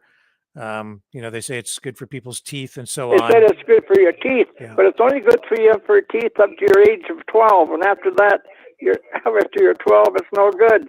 So the rest of us are drinking it. I don't drink it because I live in the country. I have my own well, so I'm okay. But people out of town are drinking it, and you see most of the sicknesses are coming out of the towns. Well, we appreciate your call, and we're going to move on and get back on topic here with Katie. Let's talk. Yeah, I don't mind that at all. All right, thank you very much, Steve. And hello, there. Katie. Hello. Yeah. Hello. Hello, Katie. How are you tonight? Yeah, this is Kitty the prepping cat. How are you? Okay. How yeah, are you that's tonight? me on the thing, I tell you. Oh. How are you feeling? Sorry, there's a time delay. Yes, a little bit there. How do you feel about the Pope's apology? What do you think? Well, first of all, make no mistake, I am very sorry, but the one trend, I'm 59, the trend I've seen, it seems most of my life, is that there seems to be a lot of people wanting to say I'm sorry in terms of government and whatnot, but I don't see them helping them. I don't see any aid for their housing, the water, of course. It's like, yes, this is nice, he did this, but it's like, okay, now that we've said sorry, let's get to work and show how sorry we are. In other words, it's time for the government finally, after how many decades, to actually do something. Because words are nice, but words don't give them clean water, they don't put food on the table, and they certainly don't patch up the housing that they live in. Yeah. And I'm tired of hearing I'm sorry's, and no offense, as you said, this has been going on for over 100 years. And it's like, okay, yes. Like, I seriously am heartfelt sorry. But we didn't do it, but we want to fix it, but the governments won't do it. Yeah. And we can't tell the governments to do it. Yes, I agree. It's very upsetting. Yeah, I agree. And I think that there is, and in that regard, I'm tired of tax money being spent, but not finding its way to the people to actually help the people. And there's just far too much corruption within our government, and even within, some of the band councils, many of the band councils and chiefs. It just seems like this money is spent and just evaporates and never, well, I shouldn't say never, but often doesn't find its way to the people in terms of the benefit and the help that they actually need to help them build better communities and build stronger communities. There's so much waste and corruption, I believe. And until we are able to address those issues, all they can sit and talk about all this all day long and for the next decade or however long they want. It's not going to change anything unless we deal with those issues, corruption and waste. Those are the two biggest obstacles. Absolutely. And I'll tell you where that starts is the government. And let me take 2 minutes to go on a rant here with you. Oh my God. A friend of mine was pulled over last week because she had, I tell you, a small 4-inch little flag on her antenna on her car. Yeah. She's had it there for 15 years. She never went to Ottawa. She was pulled over and told by the police officer to remove it, or they would suspect her of being one of, and I quote, those people. Right. Those people. And I tell you, like one of those people, that would be myself and my son. We can't have the, how shall we say, the medicine because of health reasons, the allergies. We can't. We just can't. And I cannot tell you how debilitating it is to see this rhetoric because we are those people, not out of choice. It's, how do I put this? It's like, my doctor told me straight up, you can't. Yeah. So why, it seems to me the government, and it starts at the top, it's all about division and it's all about distraction. And here's the thing. I'm looking at the 10% of what's going on right now. We have the apology. We have this. We have that. What is the government doing in the background that we can't see because they're distracting us with everything else? Well, I think that they're doing a lot of things, and a lot of it is to implement this agenda they have toward making Canada a post-nation state under the umbrella of a one-world government. And that might sound wacky and almost like a conspiracy, but it isn't. It's happening. It's unfolding before our eyes. And even this issue around the First Nations, they're using this as more leverage to accomplish what they're trying to do. It's very scary, I have to tell you. I was thinking yesterday how much freedom that we have actually lost without even thinking that we lost it. Yeah. I remember the good old days. You could have a chit-chat with someone, have a disagreement about an opinion, but you carried on. You were still friends. Yeah. You do that nowadays. Oh, my God, you're ghosted, you're shunned, you're banned. It's like you're supposed to agree with the majority. Well, I've never been like that. Both my sons are not like that. And I've always taught them to think for themselves. I say, don't believe what people tell you. Look, do your research, educate yourself. Yeah. Just because it's taught in school doesn't make all of it the truth. Right. Well, thank you very much for calling in tonight, Katie. Is there anything else you wanted to add before we move on? Yep. One thing, in all seriousness, I don't think the two of you might, but I don't think you really appreciate what a lifesaver the both of you are, because my son and I, because he has, issues, I look after him. We're isolated to begin with, and then with COVID, it's even more so. And we were about giving up hope until you started your show. And I seriously want to tell you that every time you come on, every night we're watching, we set our alarm to make sure we don't miss it. And we come on and we watch. And you've actually really helped my son be able to cope with this much better. And I seriously, parent, I really do thank you. And both of you are fantastic. You really are. Bless you. Thank you, Katie. I appreciate that very much. Myself included. No problem. And Brendan, you keep on looking much better. I'm keeping an eye on you. Thank you. All right. Tell Well, her I thank you said very thank much. He says thank you, Katie. No problem. All right. You have a great night. Thank you. Let's You move. too. God bless. Okay. And let's move on to Trish. Hello. Hello, Trish. How are you this evening? Where are you calling from? I am calling from Red Deer, Alberta. Oh, okay. So the thing with the Pope, Yeah. in my opinion, the Pope is just a human being, and it's okay that he apologized. But the real power is with the Native people, their ability to forgive. Because at the end of the day, like, I personally wasn't there to harm anyone. And I can have compassion and I can have empathy for what they're going through now. But I can't actually hold within myself the shame and the blame.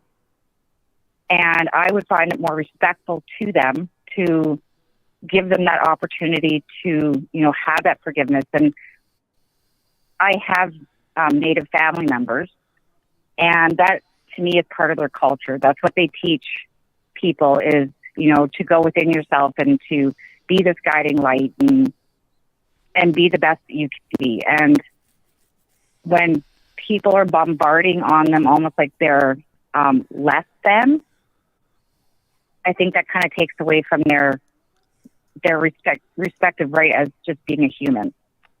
Absolutely. That hits a nail right on the head. I'm not sure if that made any sense. Oh, it makes Yeah. such sense. And it's about, you can't pity So, people. we can apologize all day long.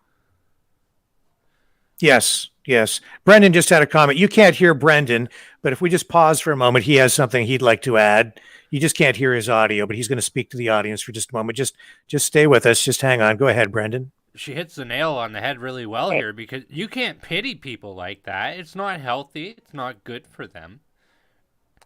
They're not going to be able to move forward, and the power is with the people. They need to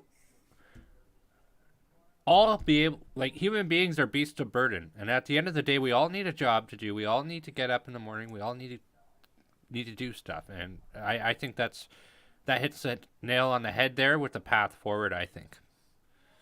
Yeah, and in my opinion, the only way we can ever really move forward is by finding a way to move forward together.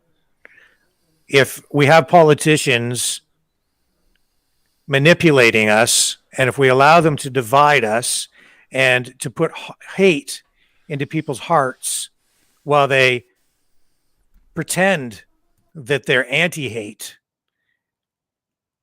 then we will never find a way forward. It will just be a perpetual cycle of playing a blame game,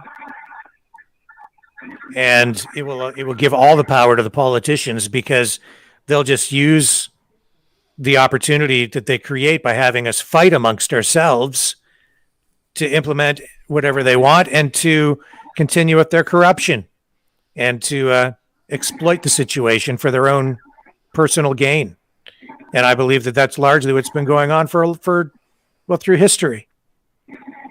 Again, we have to get to the bottom of the corruption and the government waste, but the corruption mostly, because there's a lot of money that has been spent, millions and probably hundreds of millions of dollars, and there have been studies and investigations into these things, but nothing ever seems to get fixed.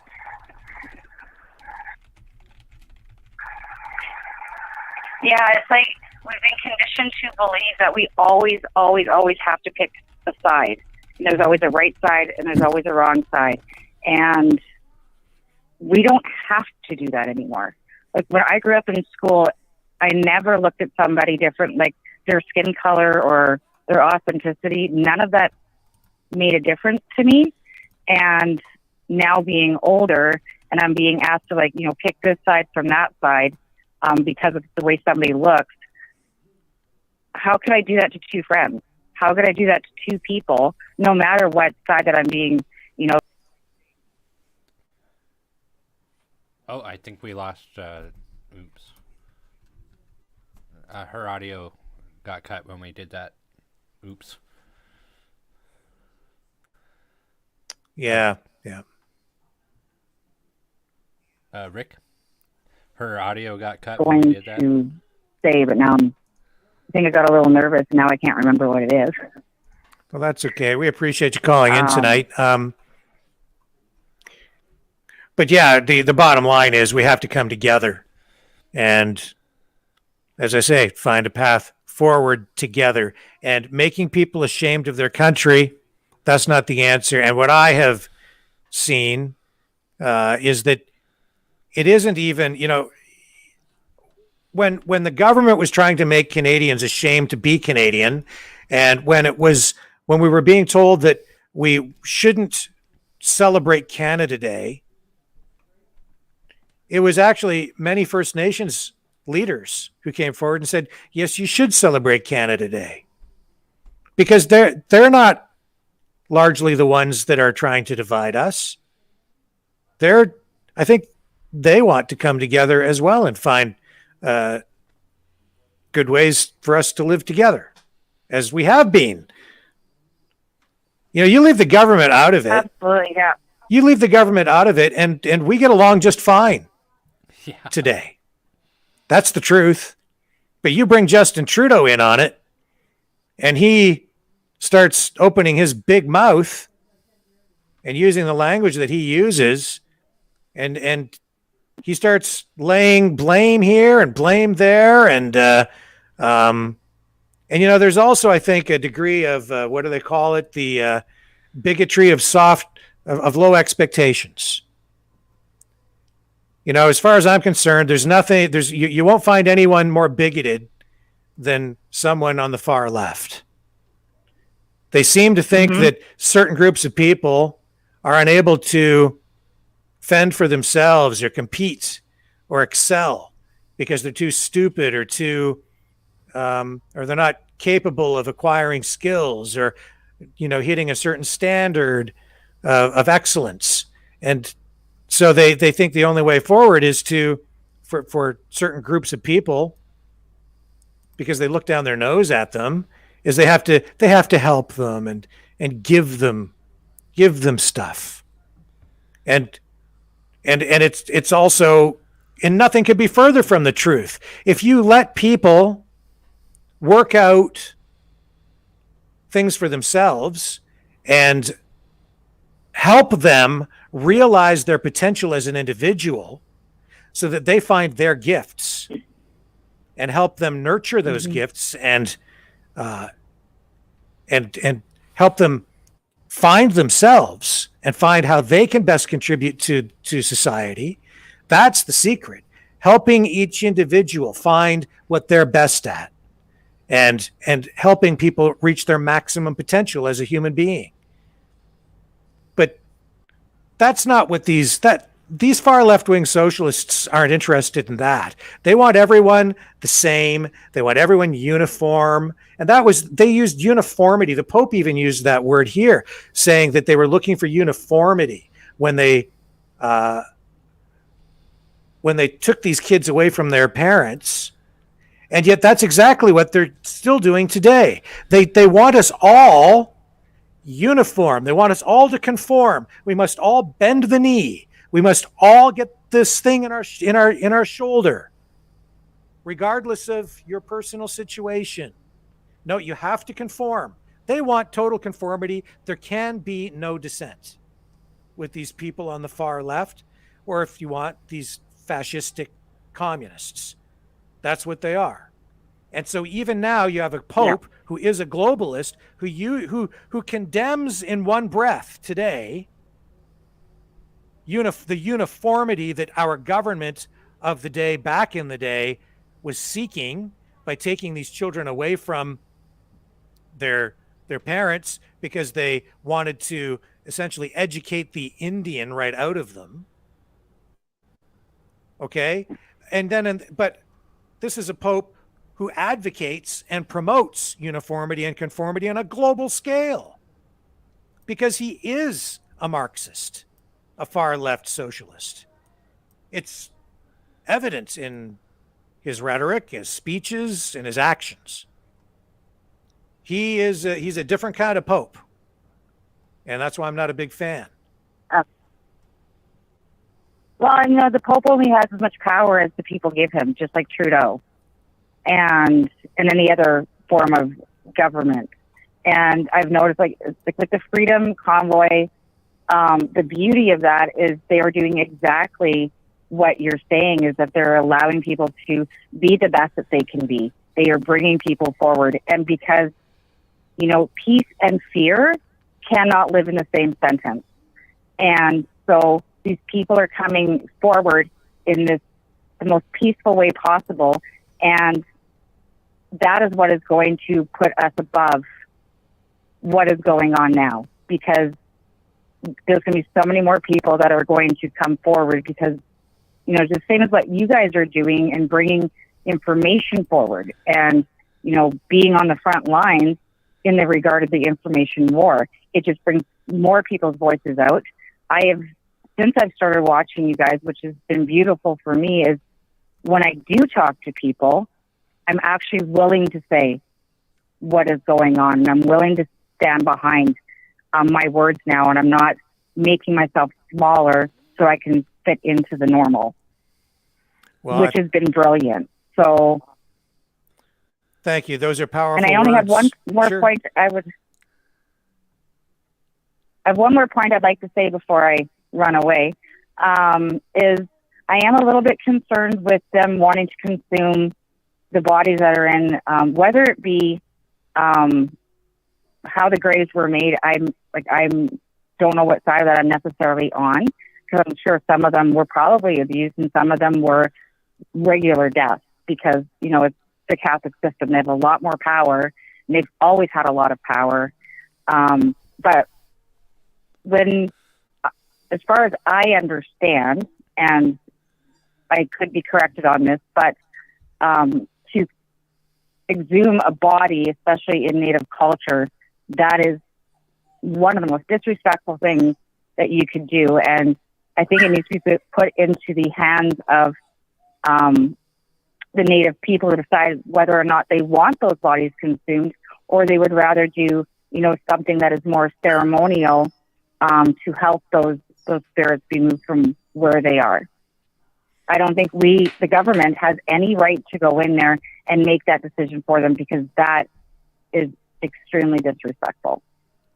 Yes. Well, thank you for calling tonight, Trish. We really appreciate you joining us on the program. And I also share your concerns about exhuming the bodies, because I feel that so much of this is political, and I'm afraid that it is, I also wonder if it's properly respectful to do it. And I wonder about it. So I think that needs real discussion. Let's move on and speak with Albert tonight. Hello, Albert. Where are you calling from this evening? Hi, I'm calling from Miami, Florida. Oh, well, welcome. Heaven. Thank you. And I am so happy to talk to you. I watch you all the time. My comment is, are you still with me? Yes. Can you hear me? Yes, we can. You go ahead. Okay. It's how, there are people that are awake, but we need to be even more awake than that. We need to see the evil of the people that are trying to take over the world. And I think very few people are. When I saw the horror story of what happened in Ottawa, I was horrified.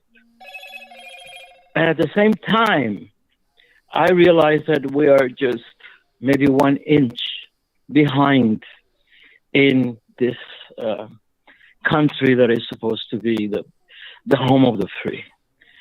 And it's very important to get together, to unite, to form communities, to to have an incredible integrity against what's happening. And I think that's the answer, or some of the answers. I'm sure that you might have different ideas. Thank you so much. Thank you so much. And we love you guys, okay? We love you dearly. Well, thank you for joining us on the program tonight, Albert. It's a privilege to have you on, and stay safe down there in Ron DeSantis land in Florida. Yeah, we're lucky here. Yes, we're lucky so far. Yeah, I wish we had the freedom here that you have down there. It's I think it's like a different world in Florida versus Ontario, Canada. So that I cannot even imagine, to tell you the truth. I could not even imagine living under those conditions, although, human beings, they adjust to everything, unfortunately. But I think freedom is so ingrained in our souls that we need to fight for it. We need to fight for it or die for it. Yes. Well, thank you, Albert. We'll let you go. We're going to move on, and let's see if we get Russ on the phone. Hello, Russ. How are you this evening, and where are you calling from? Is Russ there? Hello. Hello, Russ. Hello. Hello. How are you? I'm doing good. Good. Where are you calling from tonight? Caroline, Alberta. And what do you make of the Pope's apology? What do you think? Excuse me, say again, the Pope's apology? Yes, what do you think? Will it lead to anything good? Yeah, well, I practice forgiveness as much as I can, and I think that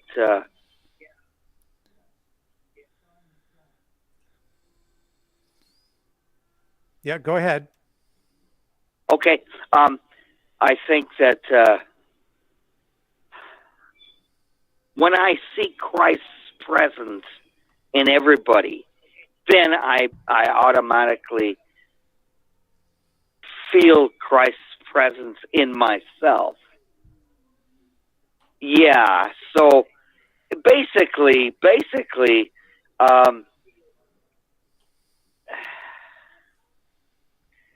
the dream is a dream.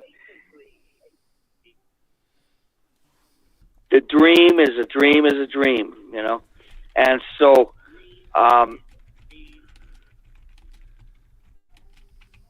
I'm not going to.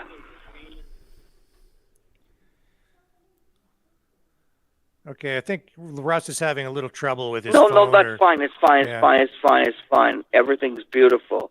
Okay. And so forgiveness shows us that the dream is a dream. And so when we can learn to see that it's a dream, then the resurrection is the message of Christ's presence. It's not the crucifixion. It's the resurrection is the message. And then when you see it, it's so beautiful. It's so beautiful. You can't hurt anybody anymore, because love the God, love yourself, and love your brother as yourself, because that's yourself.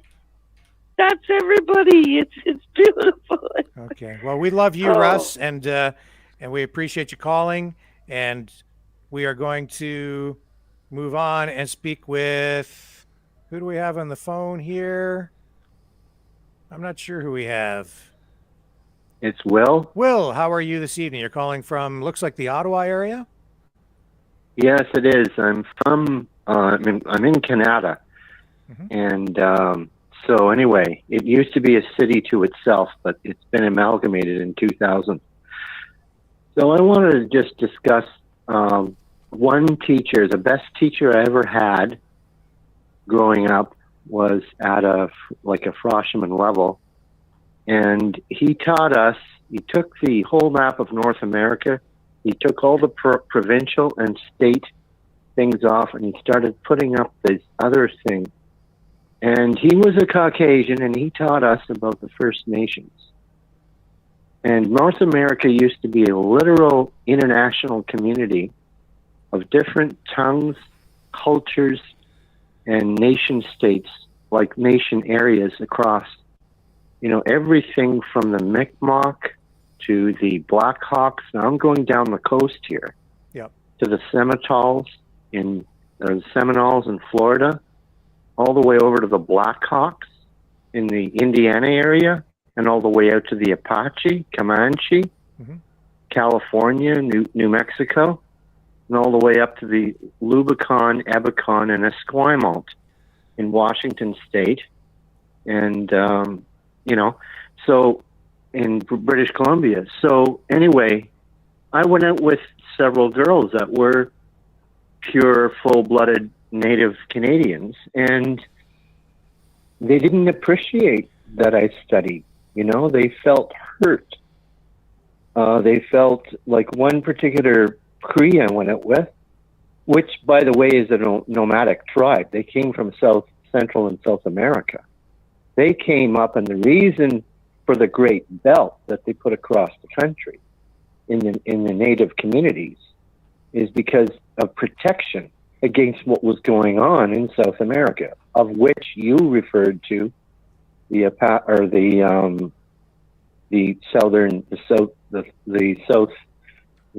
South American tribes, what they did to themselves at those pyramid things. Okay, so I went out with a Cree girl that came from Hudson Bay, not James Bay, Hudson Bay.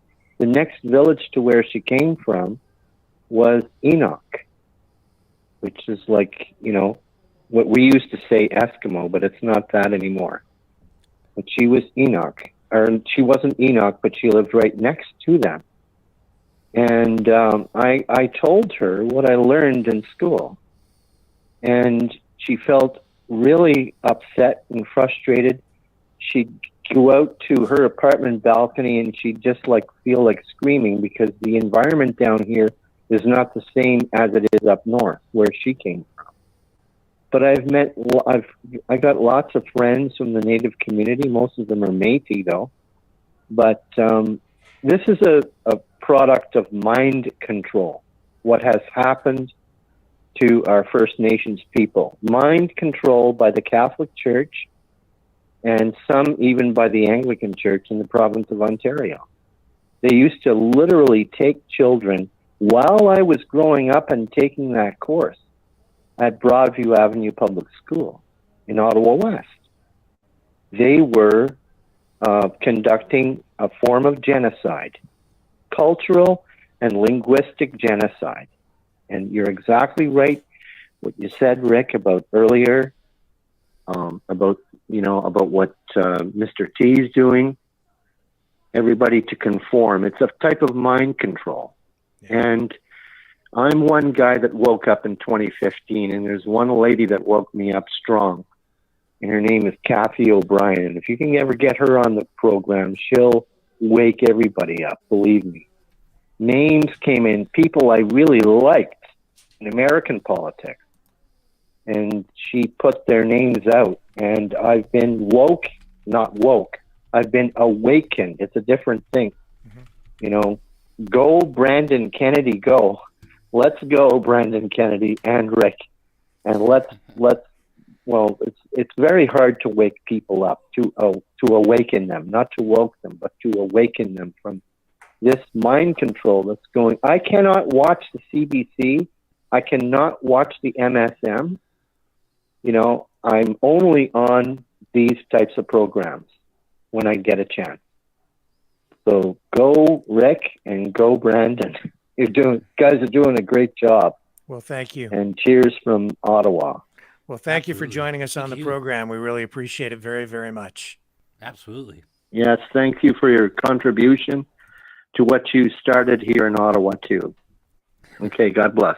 And God bless you. And we'll just run this quick promo to remind people of our phone number, and we will be right back.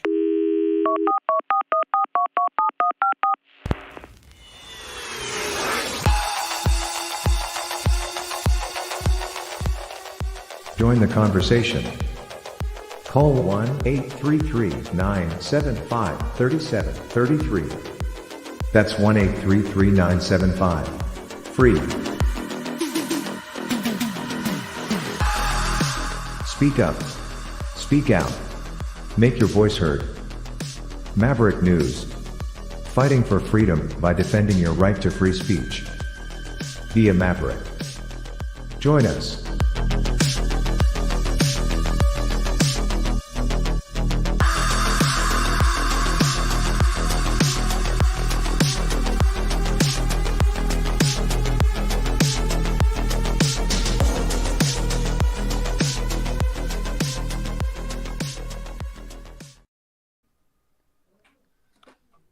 And next up, I believe we have Justine Marie. Is that, am I pronouncing your name correctly? Yes, you are, Rick. And I'm calling from New York, Queens, New York City in the USA. Well, welcome to Canada.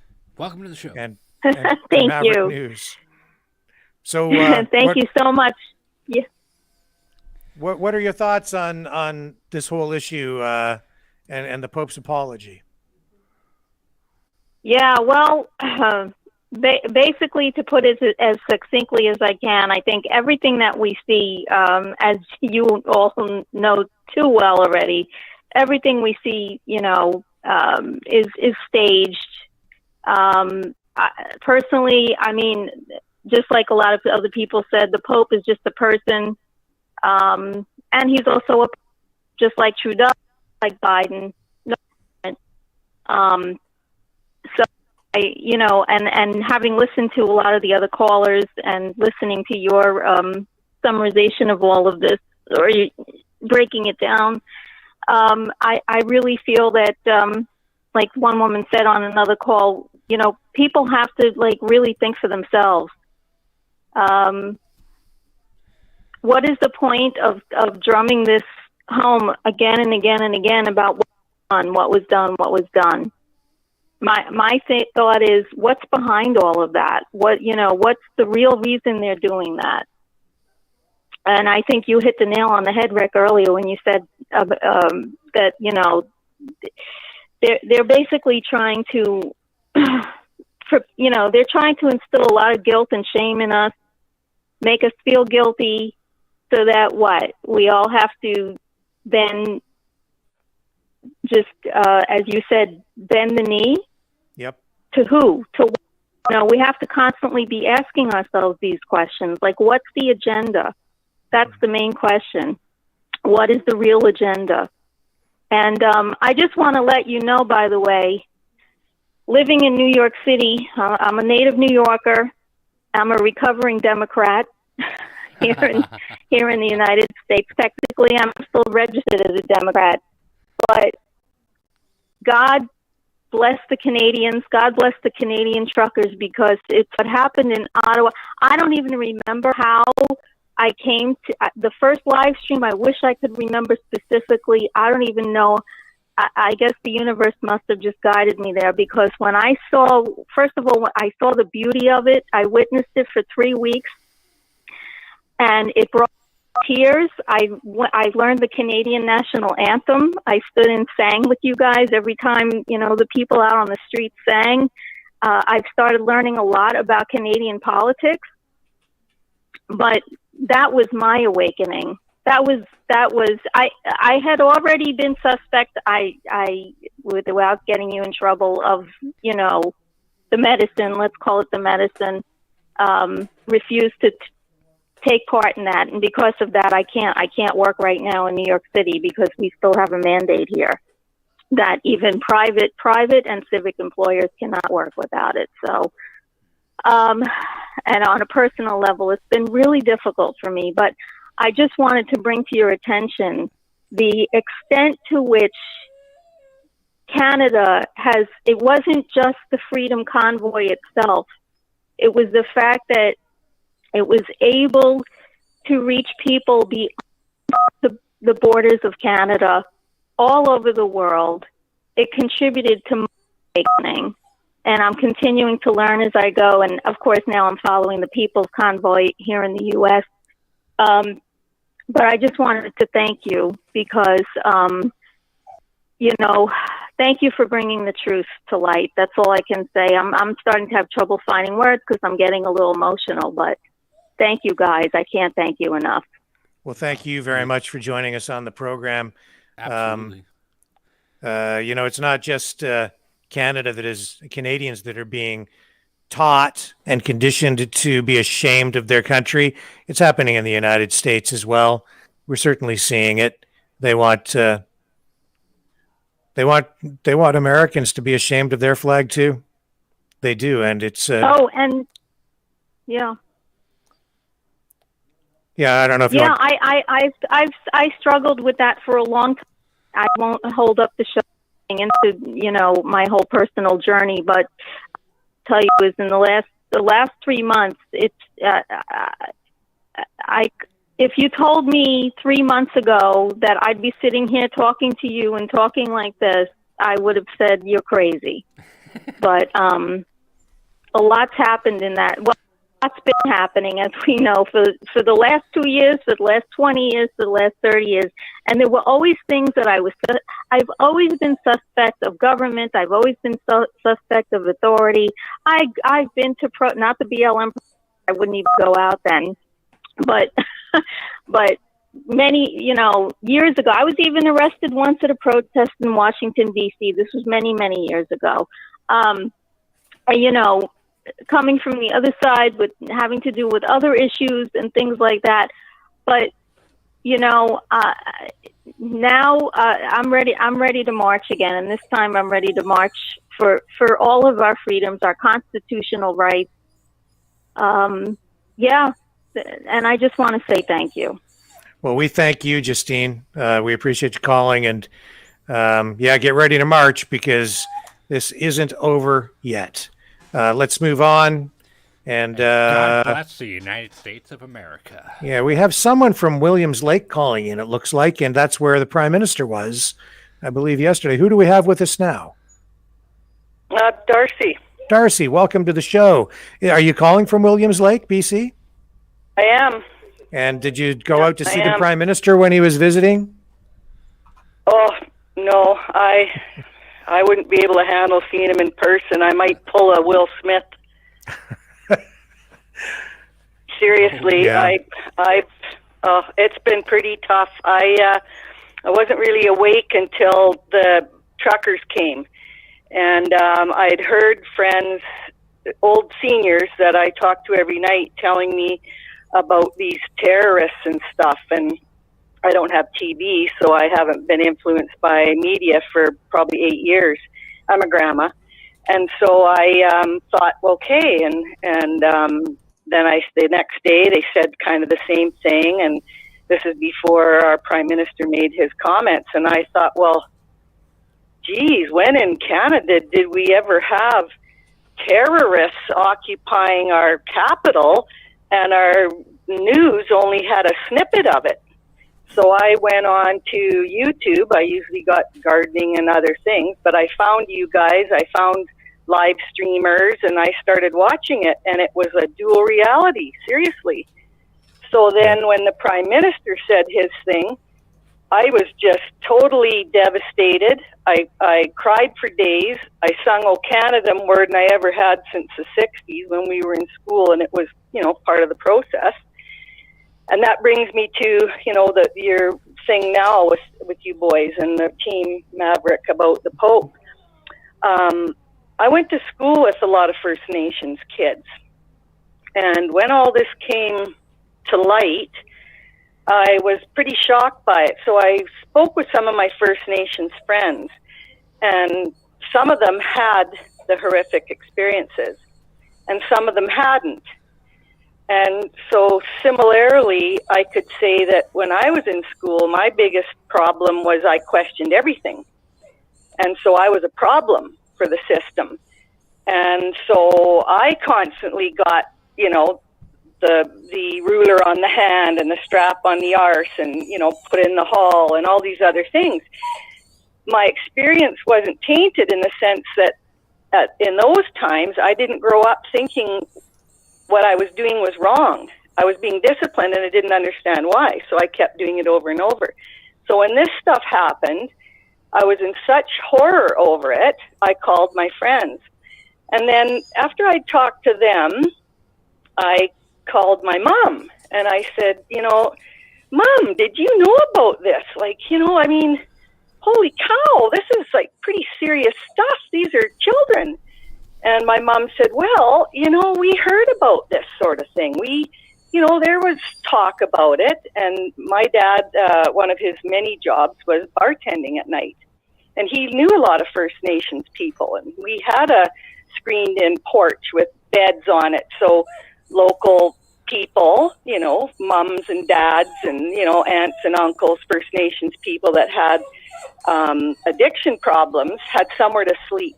So my parents had this thing. So when I asked my mom about this, and she said, yeah, you know, they'd heard things about that, but frankly, they thought that if it was all true, then the church and the police would have done something about it. And she was really saddened by it because in the early 60s, and maybe even before and after and since,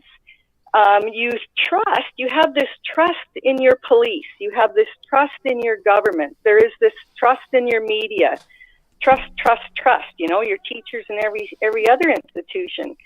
And that's what really, I think, caused Canadians to wake up and to look at each other differently. Because way back in the day, unbeknownst to me, I was one of the bigger kids. And the littler kids would come to me and say, oh, you know, I'm getting bullied by, you know, someone. And a lot of times it was First Nations kids. And we didn't know at the time, that they were being mistreated. So they would come to school and then they would have to let that out, that pain somehow. So they would, of course, try and pick on, not all of them, I'm saying they, but I don't mean all of them, individuals would have to take out that pain on someone smaller than themselves. So they used to come to me because I was a bigger person, and I'm a real defender of the underdog. I believe that you got to earn respect. I've never been a rebel as such, but I also can see BS when it stares me in the face, and I don't care, really never did even as a kid, how old you were. But bunch of these bigger kids and I would go out behind buildings and we would duke it out. And then it'd be done. And that energy was gone. And the next day we never looked at each other like, you know, you were bad or, you know, what's your problem or you're just a bully. It was all just an energy thing. And I know from my friends, my First Nations friends, or my own self, guys, if I put it in my own self, that I went to school, my experience in school could have been one of, my whole school, elementary was abuse, because I was. But other kids that went there wouldn't have maybe had that same experience. And it wasn't until my best friend, who I still have to this day, we're both old grandmas, came to school from another area of BC where there wasn't a lot of First Nations.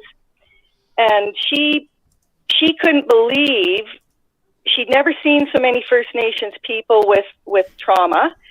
And also the children in the school, the First Nations kids that were in school, were always at the back of the class. And she saw from an independent new arrival the disrespect and the unacknowledgement of those children. They just were sitting there at the back of the class with their hands folded in their laps and their heads down. But that wasn't my experience living with them, because we played out in the field and we talked to each other and we went behind buildings and duked it out when it was necessary. Yeah. But there was never a hatred. There was never anything about that. I think all the hatred and all the separation, like so many of us Maverick patriots say, is coming from outside influences. If kids are just left alone, they just figure it out. I think that's true. Yeah. And the same can be said of people in general, but you inject government into it and their agendas and their corruption, and we end up going to war sometimes at home and sometimes abroad.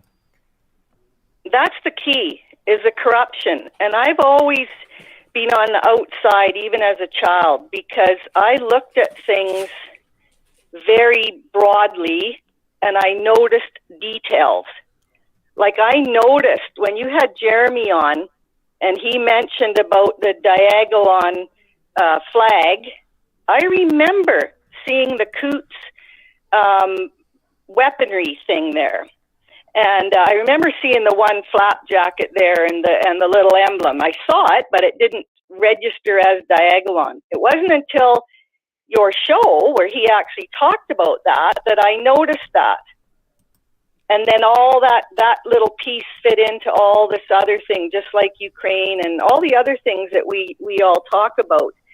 And I do think that there's still a depopulation, a real separation of us all, and a real, what would the word be, victimness that's being instilled in the First Nations people and ourselves. You know, if we just honored the treaties that we gave and let us all heal and let us all get on with things, then I could see how we can heal together, because it isn't like you said, Rick, it's when you get other influences telling you what to think. You know, instead of just, and especially with the kids, if you just let the kids be alone, don't tell them about, you know, they don't need Bill 67. If they go to someone's house and there's two dads or two moms or an old dad and a young mom, like in some cultures, and there's love in that home, and the children are treated in love, and their friends are treated with love, then everything's going to be okay. You don't have to tell them anything. They don't need to know, because they just feel it. You know, kids just feel it, and that's where we're in trouble. Because us older people, we can look at things and we can stand up and we can say we got nothing to lose in this fight. We're fighting for the kids and the grandkids, and we need to, because these children are really, they're under fire worse than anything. If we thought the truckers and our own rights were under fire, boy, oh boy, this next generation is crazy under fire. There's so many people that I know who, like my children, not my grandchildren, but that age, you know, 30 and so, that are infertile already. Yeah. It's scary times, I'll tell you that. It is, but you guys are doing a great job, like everybody said. We got great Maverick team there that, you know, you can chat with and everything. And being from Williams Lake, having gone to school with the kids, having seen both sides, you know, children that were terribly, a friend of mine, terribly abused as a young boy in the school, and having Native girlfriends whose experiences were a little bit different than that. So it's a complex story, just like even in a family. You can say, a family can say, oh, well, you were the favorite. And you would say, well, why would you say that? Oh, because, you know, you went everywhere with dad, say. And it's like, well, I just got out of bed and got in the car and went back to sleep. I made a choice to get out of bed. How does that make me a favorite? So it's a big picture that is being whittled away at, so that we don't see the big picture. We aren't looking at the big picture, whether it's a worldwide big picture in our own country, which is of grave concern, or in our own families, or whatever it is. We're being sort of led like those horses in Ottawa, where we got blinders on and we're only supposed to look at this and look at this as individual things, when all the grains of sand make up the beach. Yeah, and if we're not careful, we keep those blinders on, we allow the government to trample on people, and they do it in our name, and that's a very dangerous thing. So, well, hopefully we wake some people up and give people a greater awakening, so that we can avoid problems like that. Well, and we have to through free speech. Exactly. right? Like really, what can you take away from somebody? You come in naked with a voice, you cry, and you go out naked with a voice if you have one. All you really have is your voice. You can't take anything else with you, and you don't come with anything else. Yeah, it's the single most important issue facing us right now. People largely don't realize that, but it is. Preserving our free speech is the single most important issue we're facing, and there's censorship legislation pending, and yet what do we see from these guys running for the conservative leadership? Most of them are talking about the economy, or we see Pierre Poilievre talking about Bitcoin and the deficit, and not really giving proper attention or enough attention to issues of freedom. Well, I had my grandkids today, so I wasn't watching at 3:00, so I missed some of it. But I did, when I turned the computer on and got to the YouTube page where I'm watching you, there was a thing with Pierre Poilievre talking to a Gen Z person. And he brought up the woke agenda. And he was saying how, the conservatives aren't appreciating you people, like you, the woke people. It was very interesting, and I wanted to get back on with the team here, so I didn't really grasp it all. I'm hoping to find it again to watch it, but it was quite interesting because, I looked to find him on the WF page after I saw it when you boys showed it, and I couldn't find it again. Yeah, he wasn't there. He's been taken off that page, and Doug Ford as well.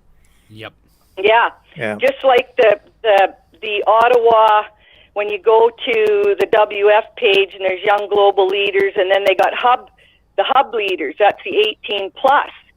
They had all kind. You can click on a city, and if you click on Ottawa, there's all these people, young people, and when you click on the young people, it tells where they are, and a lot of them are holding government jobs that relate to racism and like the anti-racism thing, like all the various WF agendas.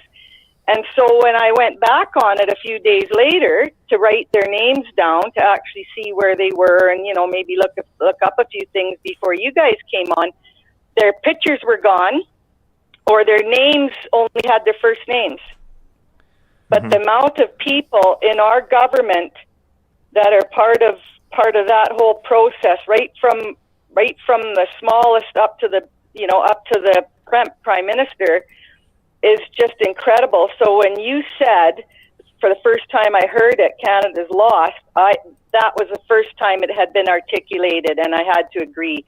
And when you try and tell people that, family members or other people, they're so oblivious, boys, because they're only listening to the mainstream media. And all I can do as a gardening grandma, rebel grandma, is plant seeds in their heads. Just say, well, then why isn't that? Like, why isn't Bonnie Henry to appease the people in BC? Why isn't Bonnie Henry just getting a CO2 meter out and saying, look, we're gonna help you out here. We'll just put a CO2 meter under your mask and show you. Like, I'm in bodywork. I painted cars for 30 years, so I know about masks. And or Doug Ford, like Horgan. I said to different people that don't understand, I said, well, I understand that this 10% is vocal and, you can call them what you want and all that kind of stuff, but we have leaders. Why didn't our leaders say, when you had it on your show about how Horgan had made the comment, well, just go home, get a hobby. We've heard you. And so I said to a friend, if there's 10 million people and 10%, which is 1 million people, are unhappy, how hard is it for our leaders to say, yeah, we heard you, so here's what we're going to do. The new documents are out for the science. Anybody can get it. It's on the web. Just click on Pfizer data and you can find it. But in case it's hard for you, we got Dr. Bonnie. Once a week, starting in April, we're gonna cover one topic or two, and we're gonna walk you through why it was the seniors and why it was the First Nations and why it was the elderly, and then why we picked the next group, and then why we're doing it to kids, because it's all there in the first set of documents. You know, I said to my friend, well, why don't they do that? Well, they don't have time. I said, well, they had time to lock us all up. Yeah. Yeah. Right? That's so right. Instead of calling other citizens that are unsure or whatever, why don't they just help them out to understand? But they don't. So why is that? And there it goes back to me being a little kid saying, why? You know? Yeah. Anyway, I'll let someone else have a chat. You guys are awesome. I look forward to my 3 o'clock. I've done enough work for the day time. Well, we appreciate you joining us on the program. Privileged to have you on, and you stay safe out there and keep the faith, I guess. Okay. Yeah. Peace out, everybody. Okay. All right. Ciao for now. And with that, let's take just a very brief break here, and we will be right back. The New World Order. Government overreach. The Great Reset. Mainstream media lies. Now more than ever, independent voices are needed. Donate now at freedomreporters.com. That's freedomreporters.com. Maverick News. The antivirus program for your mind.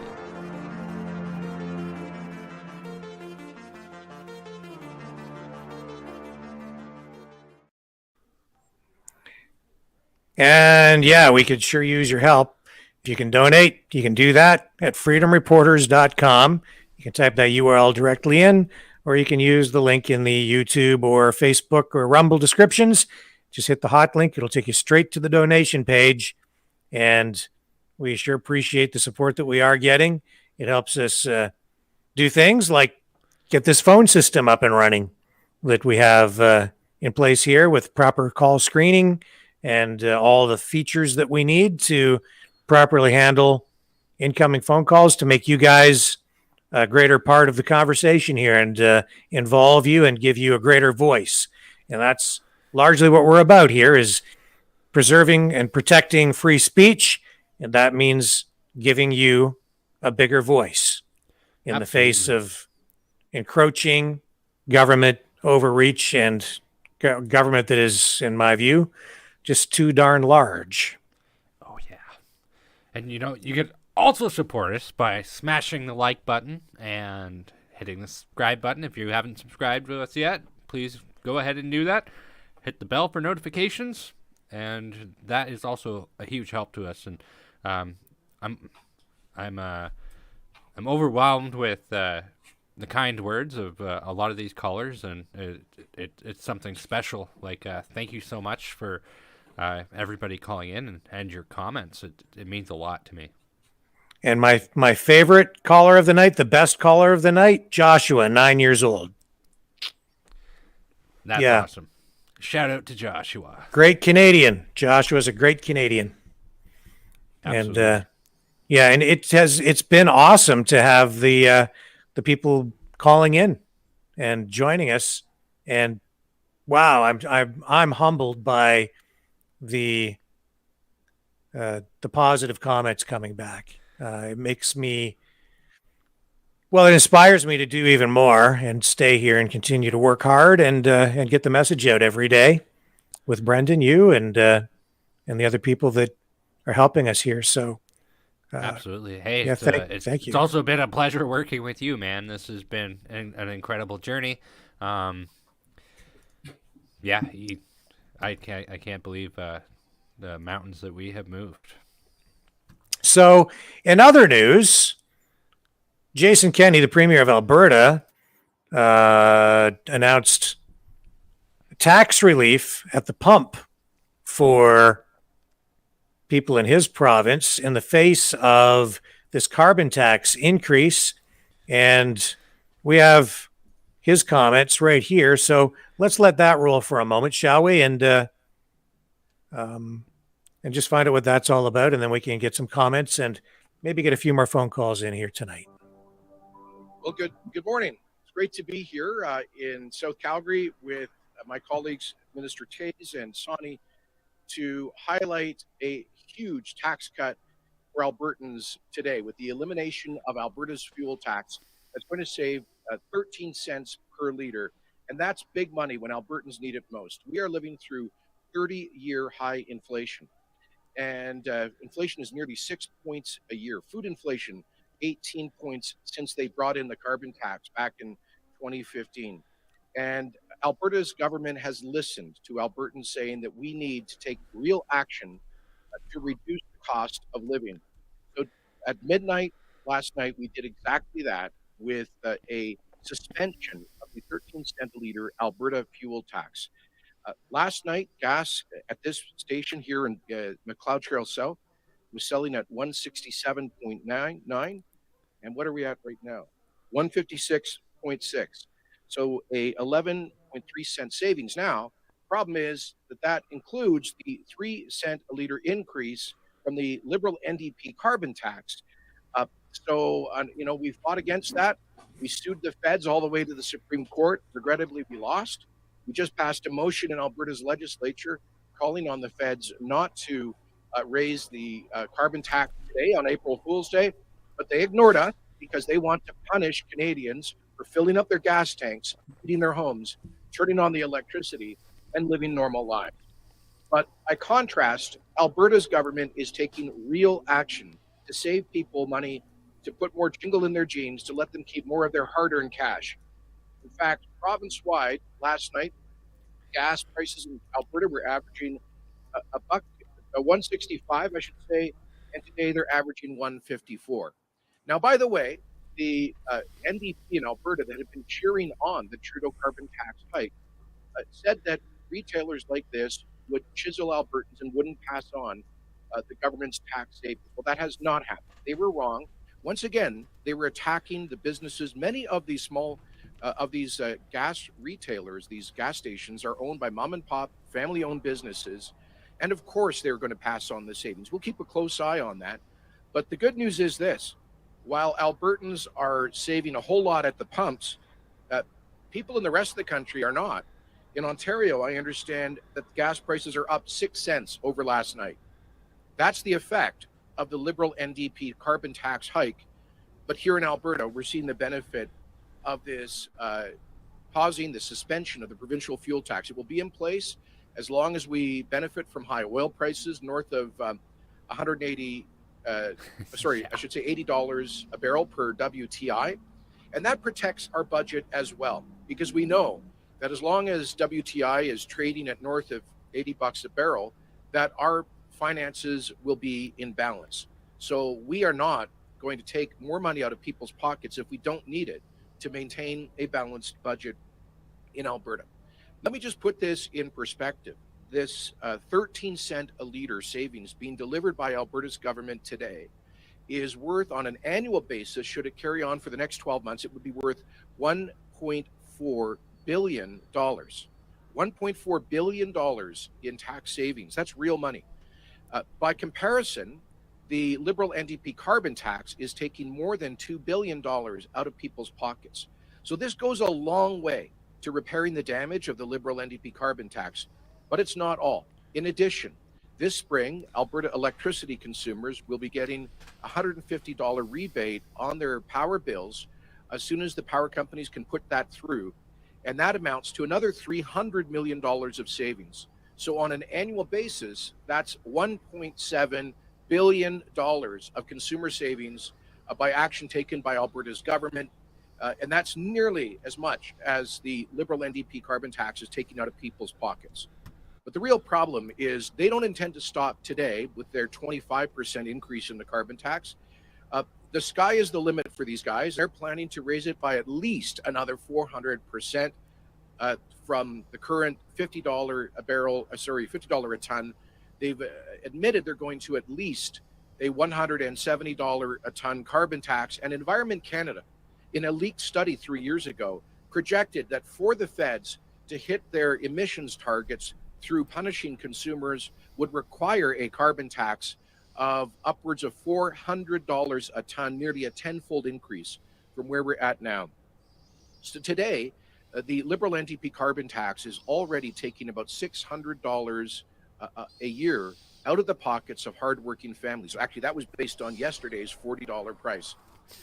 and they're going to be taking $2,000 a year out of the pockets of hardworking families who are struggling to pay their bills with today's record inflation once they get it up to their $170 price.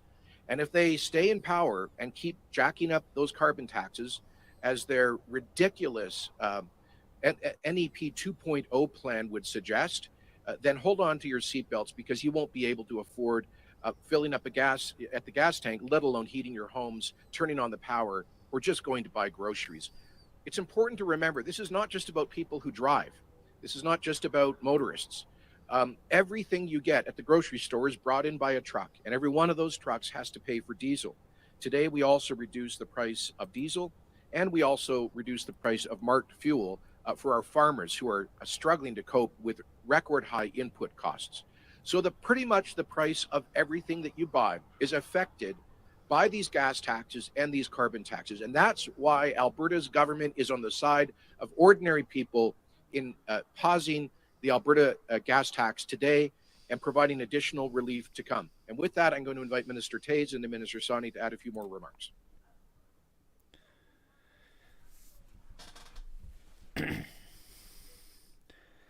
Well, hey, at least he's doing something about it. I've seen a lot of negative comments about Kenny, and I understand people don't like him. I don't like him. He is a WEF shill. You're on mute there, Rick. Oh, thank you. Yeah, I don't care much for Mr. Kenny either, as I've made clear, because he's very much an authoritarian. He may be a fiscal conservative, but he's definitely an authoritarian, and I don't like that. Mm-hmm. I don't like people who sit back and let pastors be arrested and taken to jail, pastors who feed the homeless in the middle of the winter in places like Calgary. And I don't like his double standards. I don't like his rules for thee and not for me. I'm gonna dine at with white tablecloth service while the peasants don't get to go to restaurants. I don't like that stuff. It's not right.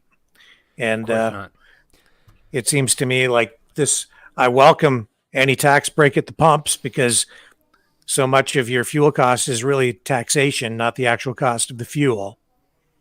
People don't realize that. So for him to chop 13 cents a liter off, that is huge, but it also tells me that he's desperate, because this is a man who is trying to hold on to power in the face of opposition from within his own party, where they're trying to replace him with a new leader, because he is an authoritarian.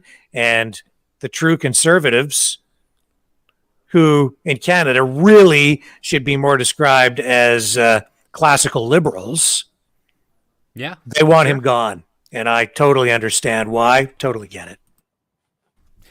Of course. And you know what? He brings up a point that we kind of all forgot about, that when we voted in Doug Ford in Ontario, the tyrannical monster that he is, nobody wanted this carbon tax.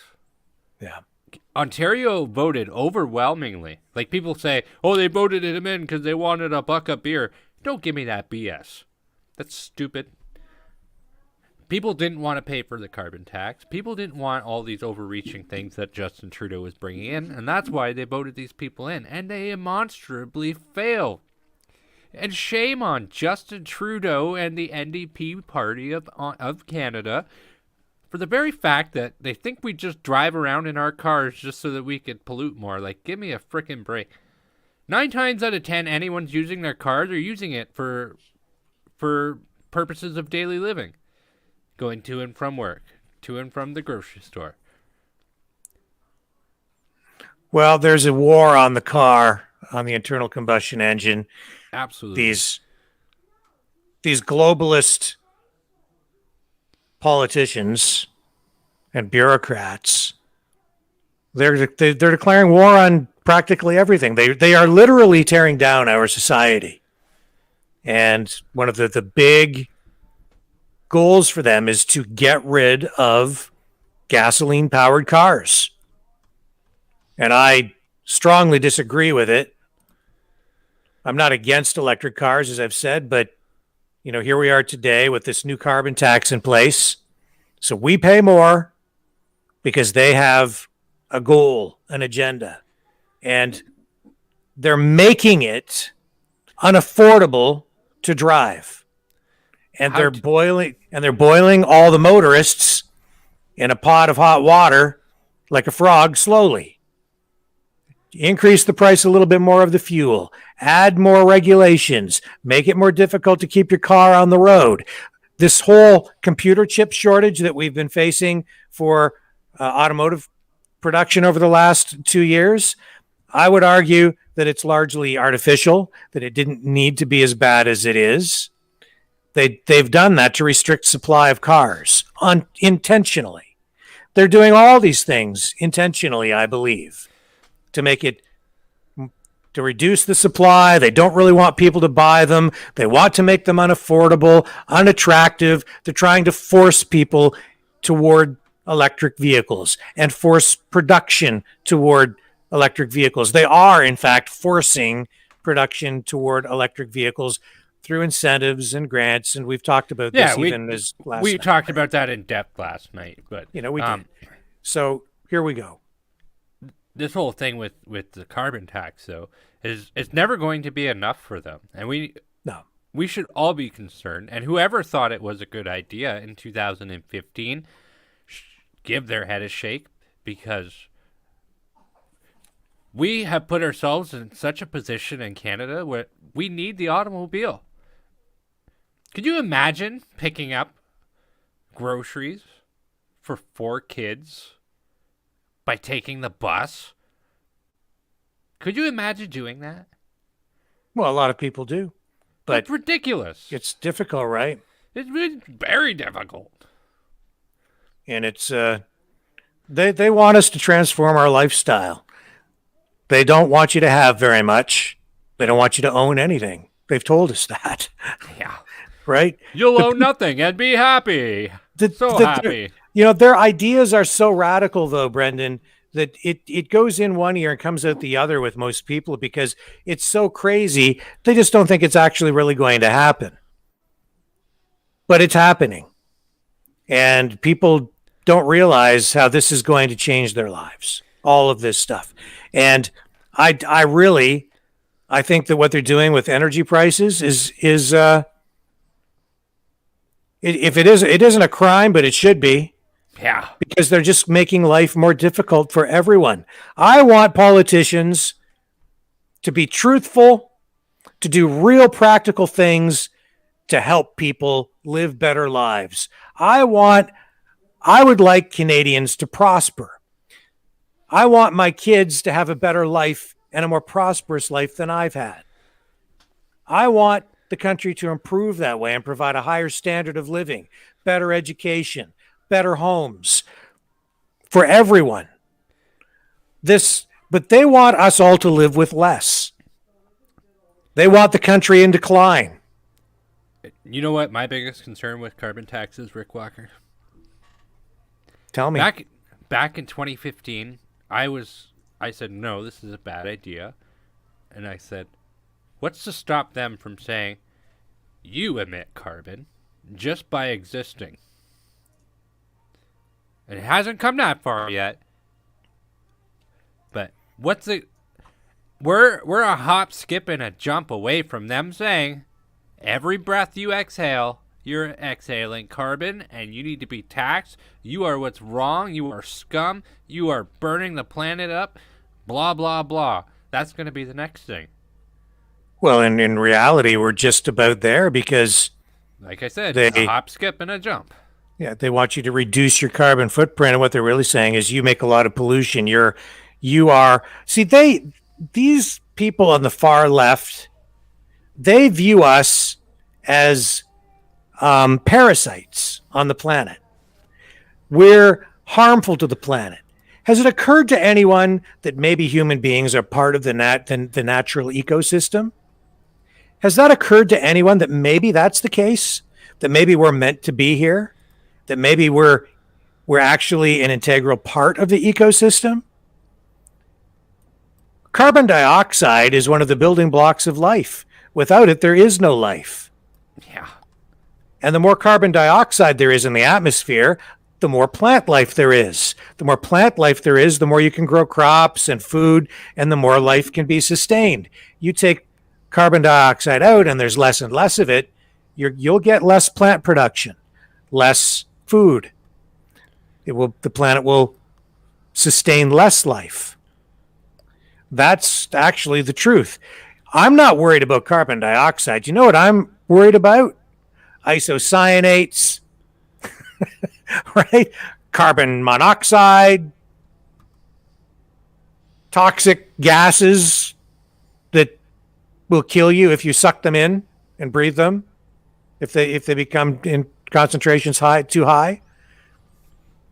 You know, those are the things that we had a lady on. She was talking about working in an auto body shop, right? And as you may know, I do paint cars myself from time to time, so I do a little bit of body work. And yeah, I'm aware of the chemicals in that automotive paint, and they've worked to reduce the harmful, toxic, carcinogenic chemicals, the fumes, the gases that those paints give off. Those isocyanates are wickedly toxic. I'm more concerned about that stuff than I am about carbon dioxide, because trees and grass and corn and sunflowers and all the plants, they soak that stuff up.